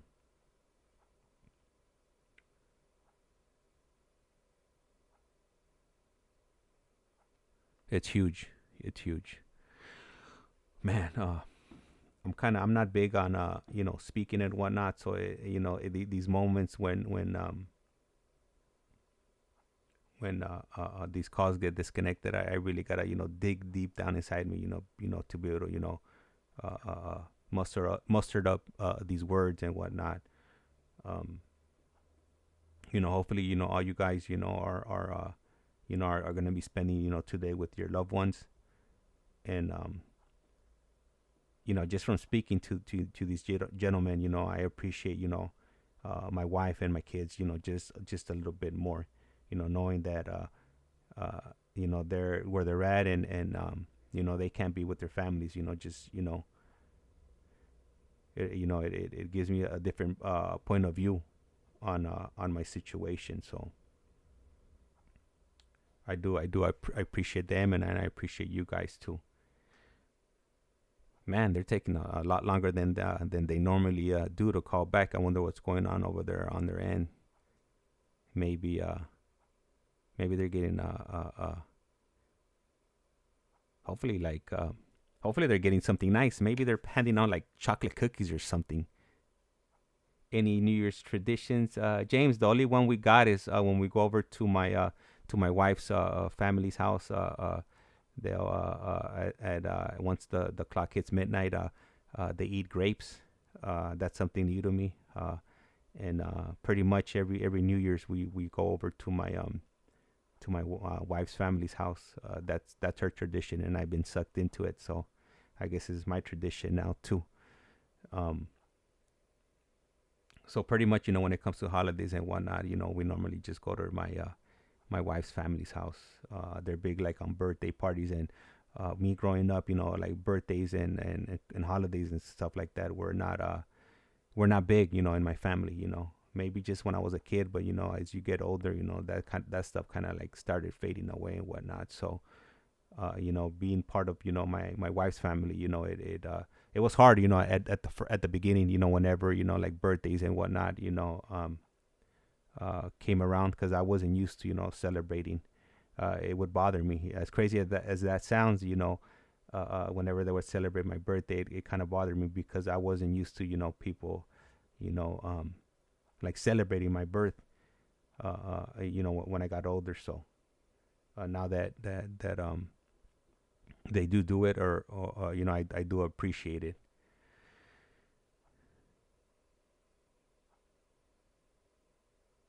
Oh, then that's what it is. Yeah, I just read your message, Marlene, about the grapes. I guess yeah. If you live in the SGV or in the Pomona area, it's dominated by Hispanics and or Latinos, and they do they're big on that. Funny that I never knew about that before, because like I said, I mean, we don't, my family, we didn't celebrate anything.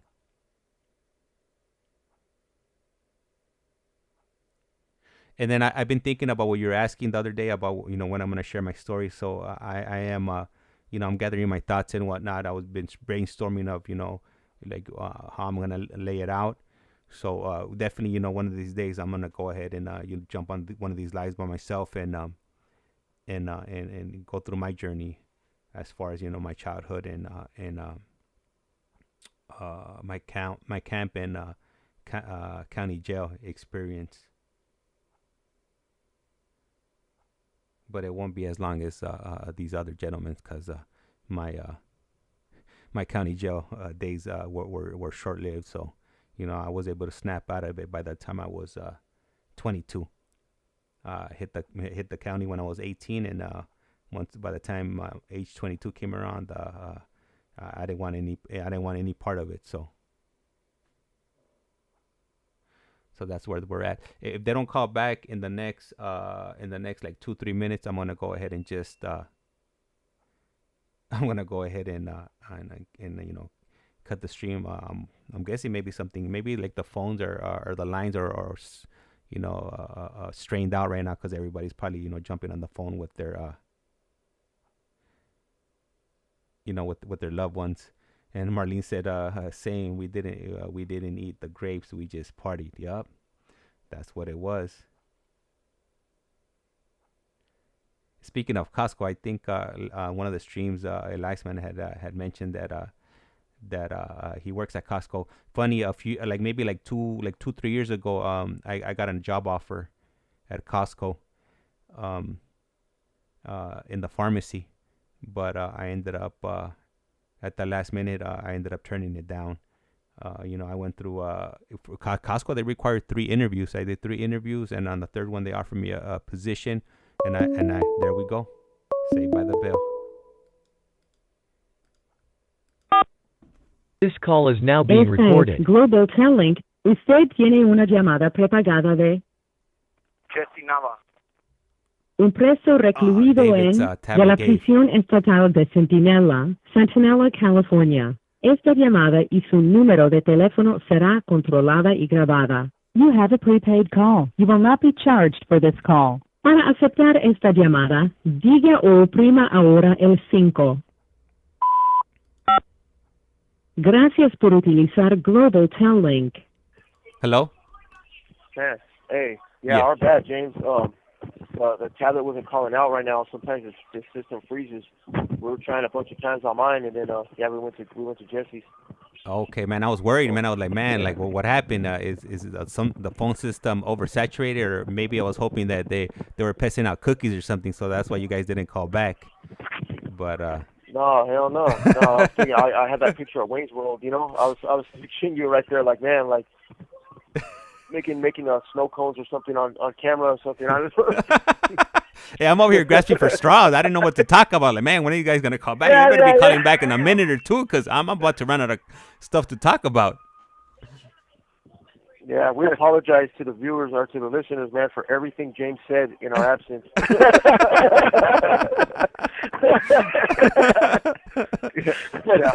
Wholeheartedly, just madness. Hey, James. So just as a cap on the channel, so 2023 for me, this is Jesse. It's been a blessing because like I said, David and my paths have been able to cross again, and we're able to take this next step on our journey together. Hopefully we're able to graduate together. Hopefully we're able to watch each other. I'm hoping to parole from this cell if that's what's in the cards. If not, then it is what it is. I might have to go to become a drug counselor, and he may have to stay behind to get his bachelor's degree. But whatever it is, it's been a blessing that I've been able to land here with a friend, and a friend that's doing the same thing. I've ran into a few of my friends in prison, but they still doing what we was doing before, and it is what it is. So I'm just fortunate enough to have somebody that I hold near and dear to my heart right here living with me to help me, to hold me accountable. And so for me, that's one of the biggest blessings that I've gotten out of 2023. Another one, like I said, being able to rebuild, old relationships that, like I said, I had taken for granted in the past, and 2023 brought opportunity my way. So I'm super grateful for that, and like I said, it hasn't been that bad for me. This year flew by. I went to board this year. In February, I went on Valentine's Day of this year, and I believe I got love because I was given a 3-year denial, which is good given my past, given my history, given the recency of my change. So I went to board. I got a 3-year denial. I go for administrative review in February of 2024. I'm not sure if they'll be able to advance my case based on the fact that I have a high psyche valve for potential violence in the future, just given historical factors and the recency of my change. So if they do advance me, I'll be going to board within 6 months of February. And if they don't, then I can petition to advance at any time, but I'm going to wait till 2025 to do that, early 2025. So keep me in you guys' prayers and thoughts. Hopefully, they do look past my psyche valve and they advance me, because if they do, then there's a good chance that I may be able to get found suitable later on this year in 2024 in the new year. So 2024, I believe, has a lot of good blessings coming to us. Yeah, so absolutely. and then, you know, I go to court for resentencing in May 13th, you know, and they could, one of my life sentences, I have 2 life sentences right now, one of them is actually up, it could possibly be removed, and that's the big one. I'm doing 15 to life, plus 25 to life, running consecutive, so the 25 to life is for use of a firearm, so we'll see, you know, if they could remove it. New laws have given that, you know, I have an opportunity to have that come off. So we'll see. And if that happens, I'll be going to board in 2 years. You know, I've already been in for 13 years, so a little over 13 years now. So that's a big thing for me. Man, that's huge. Yeah, it's amazing. Yeah, it's amazing, man. And I've been putting in the work. So at least I'm 6 years clean. You know, I'm 5 years clean off of drugs and stuff like that. 6 years off of any violence. So I'm hoping that speaks, you know, in my favor. And, you know, so just... Esta llamada y su número de teléfono será controlada y grabada. Yeah, 2023, I'm glad that it's over. You know, I was in AdSig last year, and, you know, thank God that everything was cleared, and I was actually able to move on to a lower level, be over here with my boy. And, yeah, I'm just looking forward to graduating, man, and just see what this year brings. I know it's going to bring good stuff, man. I'm in a good place. I'm married to a beautiful woman, and she's given me a beautiful family, and I'm really honored to go into this next year, you know, with her at my side. You know, yeah, so it's amazing, man. Yeah, hopefully one of my biggest goals for 2024 is hopefully that we can, because as you know, James, I've been bringing a lot of the guys on here that I believe are beneficial to this channel. For any of the listeners that listen to the regular, you know, interviews, that, you know, a lot of these guys, you know, were handpicked, you know, because I believe they can contribute to our objective, our mission, our vision for this channel, and I believe that they have great stories. You know, I've known a lot of these guys for a long time. I know who they are today. I know who they were before, and so I'm hoping that hopefully over this next year, because this channel's fairly new, I'm hoping over this next year that we're able to grow this channel. We're able to, you know, get more subscribers, more viewers, and share this message with a lot of people, and hopefully help change lives, and hopefully at least bring people inside here to see a different side of prison, a different side of the humanity that resides here.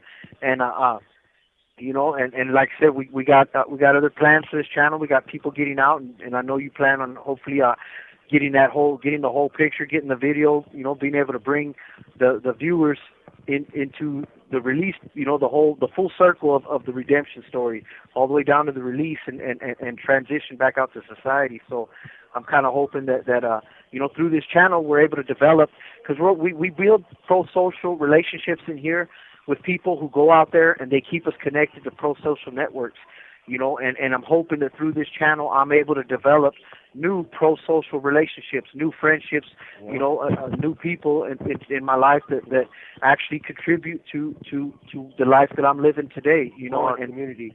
Yeah, to our community. Yeah, I think we're also ready for a picture, Jess.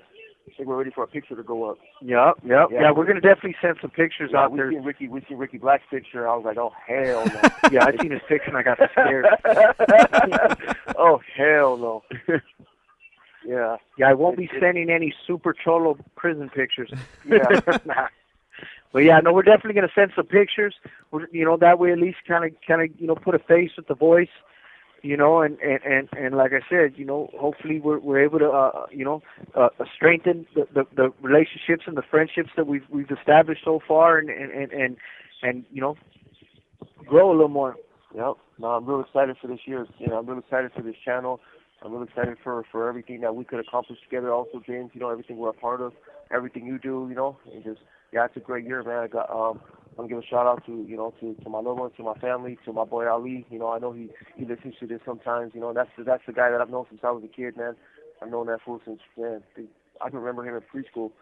You know, that's my boy right there. He's still in my life, man. Likewise with Shane. Yeah, Shane. Yeah, I gotta give a shout out to, well, no, Pit Viper. Yeah, Pit Viper. Yeah, you know, to he's my best friend, my boy. You know, my dude. You know, and he's been a friend of ours for a very long time. You know. Yeah. And so he listens in regularly. So I want to appreciate him. You know, hit me up this year. He's another one that I hadn't heard from for a while he was getting his stuff together and doing his shit. And I just know that I envy the life that he's living out there, and I look forward to being out there and being a part of it soon because I know he's doing his shit out there. You know, he's another one who spent a lot of time in here and gave a bunch of his life to youth authority and prison and the feds. He went to federal prison, all that stuff. He was actually a federal homie that went up there, you know. Yep. And he got out and he's been out there for 8, going on 9 years now. And he's got a bunch of properties, doing Airbnbs, a heavy machine operator, just living his best life. And you realize the prison was not, you know, it was for the birds, you know. And he's out there doing his shit, you know. And I definitely got to tilt my hat to him, you know. And definitely got to send my love to Lex Luth and let it be known that you know what I mean. It's an honor and a privilege. And you know, like that to you, James. You know what I mean? Like it's been an honor and a privilege to you know, to be able to share the space with you in 2023. You know, and look forward to strengthening our friendship and our bond and our relationship. You know, and just moving into the next year and see where our lives take us. Yeah, you know? when you get snatched up by the in-laws, man, when they snatch you up for doing this podcast on New Year's. Yeah. Don't get us wrecked. Don't get us wrecked messing with the in-laws. Ring one of them little bells, you know, like the ones where you're going to talk like that heartbeat or something, so we know that we got to go and rescue you, you know? If we hear the microphone drop, we're going to be like, we don't know who you are, we don't know what you want. If you do that horn, I'm going to leave you there. Hey, but I'm definitely ready, you know, for 2024. I'm about to get ready, you know, to put on a different hat. You know, I'm going to have to break out the tripod, my HD camera over here, you know, to go ahead and capture these moments, you know, live and direct, you know, from prison, you know. So, you know, I'm definitely excited for that. You know, I guess I'm going to have to do it all. I'm going to have to be the camera guy and the interviewer over here. So I don't know how I'm going to pull that off, but I'm going to start investing in some wireless mics and maybe like a 2-piece suit, you know, so I could look presentable. And, you know, I'm really excited. I'm really excited, Yeah. you know, for, you know, you guys coming on and sharing this, you know, your stories, your journeys. Likewise. And I'll let you borrow my ostrich boots. hey, speaking of your ostrich boots, I forgot. SoCal put up a message. He said he would pay top dollar, you know, to see you in the ostrich boots. That's what I'm talking about. He got the ostrich boots. Yep, the night boots. Yep. Let's see if Jesse can make some out of something here. We got pigeons. Yeah, we're gonna make some pigeon boots. Yeah, some pigeon boots. They got seagulls on the yard. We're gonna get them some seagull boots. See if I can't stone one of these seagulls and make some boots for them. Yeah, you go handle your business, James. Man, we're gonna go and eat these burritos, man. It was a pleasure spending New Year's, man, with you and the listeners, man. Especially pretty nice, man. This SoCal and Chronicles. Chronicles, absolutely, man. Where's that LA Analyst? Has she been on there? Yep. MIA. No, nowhere to be found.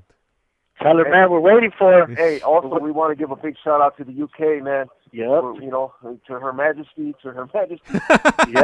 in Her Majesty's prison. Hey, we want to. Hey, that's it, man. You know. Yep. We got worldwide now, James. You know, we're in the big house now. That's send what ours it is. to Florida and Arizona and the other listeners. Yep. What was the one? The monkey business one, was it? Yeah, from Arizona, I believe. Yeah. Arizona Righteous monkey. Yep. Nah. Righteous Monkey, man. Yeah, Righteous Monkey. We want to give a shout out to Righteous Monkey, man. You know, everything he said, his questions were always straight, man. Keep listening in. We can't wait to talk to you guys again next Sunday. Yep, next Sunday we're probably going to be doing relationships. Yeah, we got to get into some relationships. That's the plan. We'll see. It may evolve between here and there, but we're probably going to be doing relationships next week. If the viewers want us to ask any or answer any questions or anything like that, just feel free, man.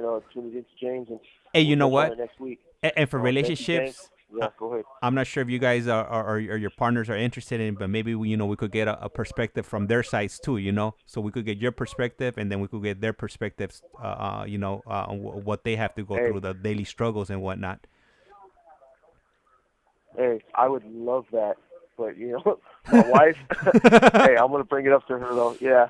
Hey, you know how the wives are, you know. Hey, and we could do a spin-off. Very reclusive. Yeah, we could do kind of like a spin-off, like Love After Lockup type of a channel. I'm not sure if you guys are familiar with that. Yeah, Love After Lockup. Hey, definitely. TLC. Definitely gonna pitch this to her. I've been working on it. So hopefully I'm able to get her on there. But I'm working on it. I'm trying to break down the barrier. Yeah, we'll see, James. All right, man. But all right, we're out of here, man. And peace out, man, to everybody. Happy New Year's. Everybody be safe. Don't drink and drive. Get your dogs spayed and neutered. Yeah, get your dogs spayed and neutered. We lost Bob Barker in 2023, so we got to pick up where he left off. Yep. James, be safe, man. Go out there, man, and do the damn thing, man. Watch the swades. All right. Hey, thank you, guys. Thank you, All guys. right, we're out. I appreciate you guys. You guys go ahead and have a good evening. All right. Likewise. Happy New Year to everybody, man.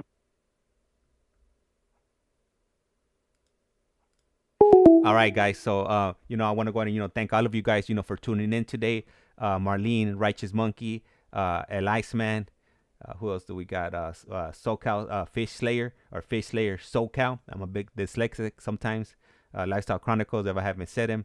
Let me see. I definitely don't want to miss out on anybody right here because you guys are, we're here because of you guys. If nobody was tuning in, then we wouldn't be here. So, let me see. I think I got everybody in the chat. I want to say, oh yeah, Biddy K from the UK. Definitely can't forget about Biddy K. Yeah, and that's it. And I hope you guys, have a great New Year or happy New Year's Eve. I know I am. And with that, I'm gonna go ahead and cut the stream. And most likely we'll be on tomorrow again.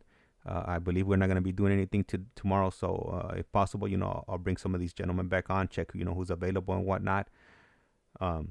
And once again, a big thank you to you guys. And you guys go ahead and have a good evening.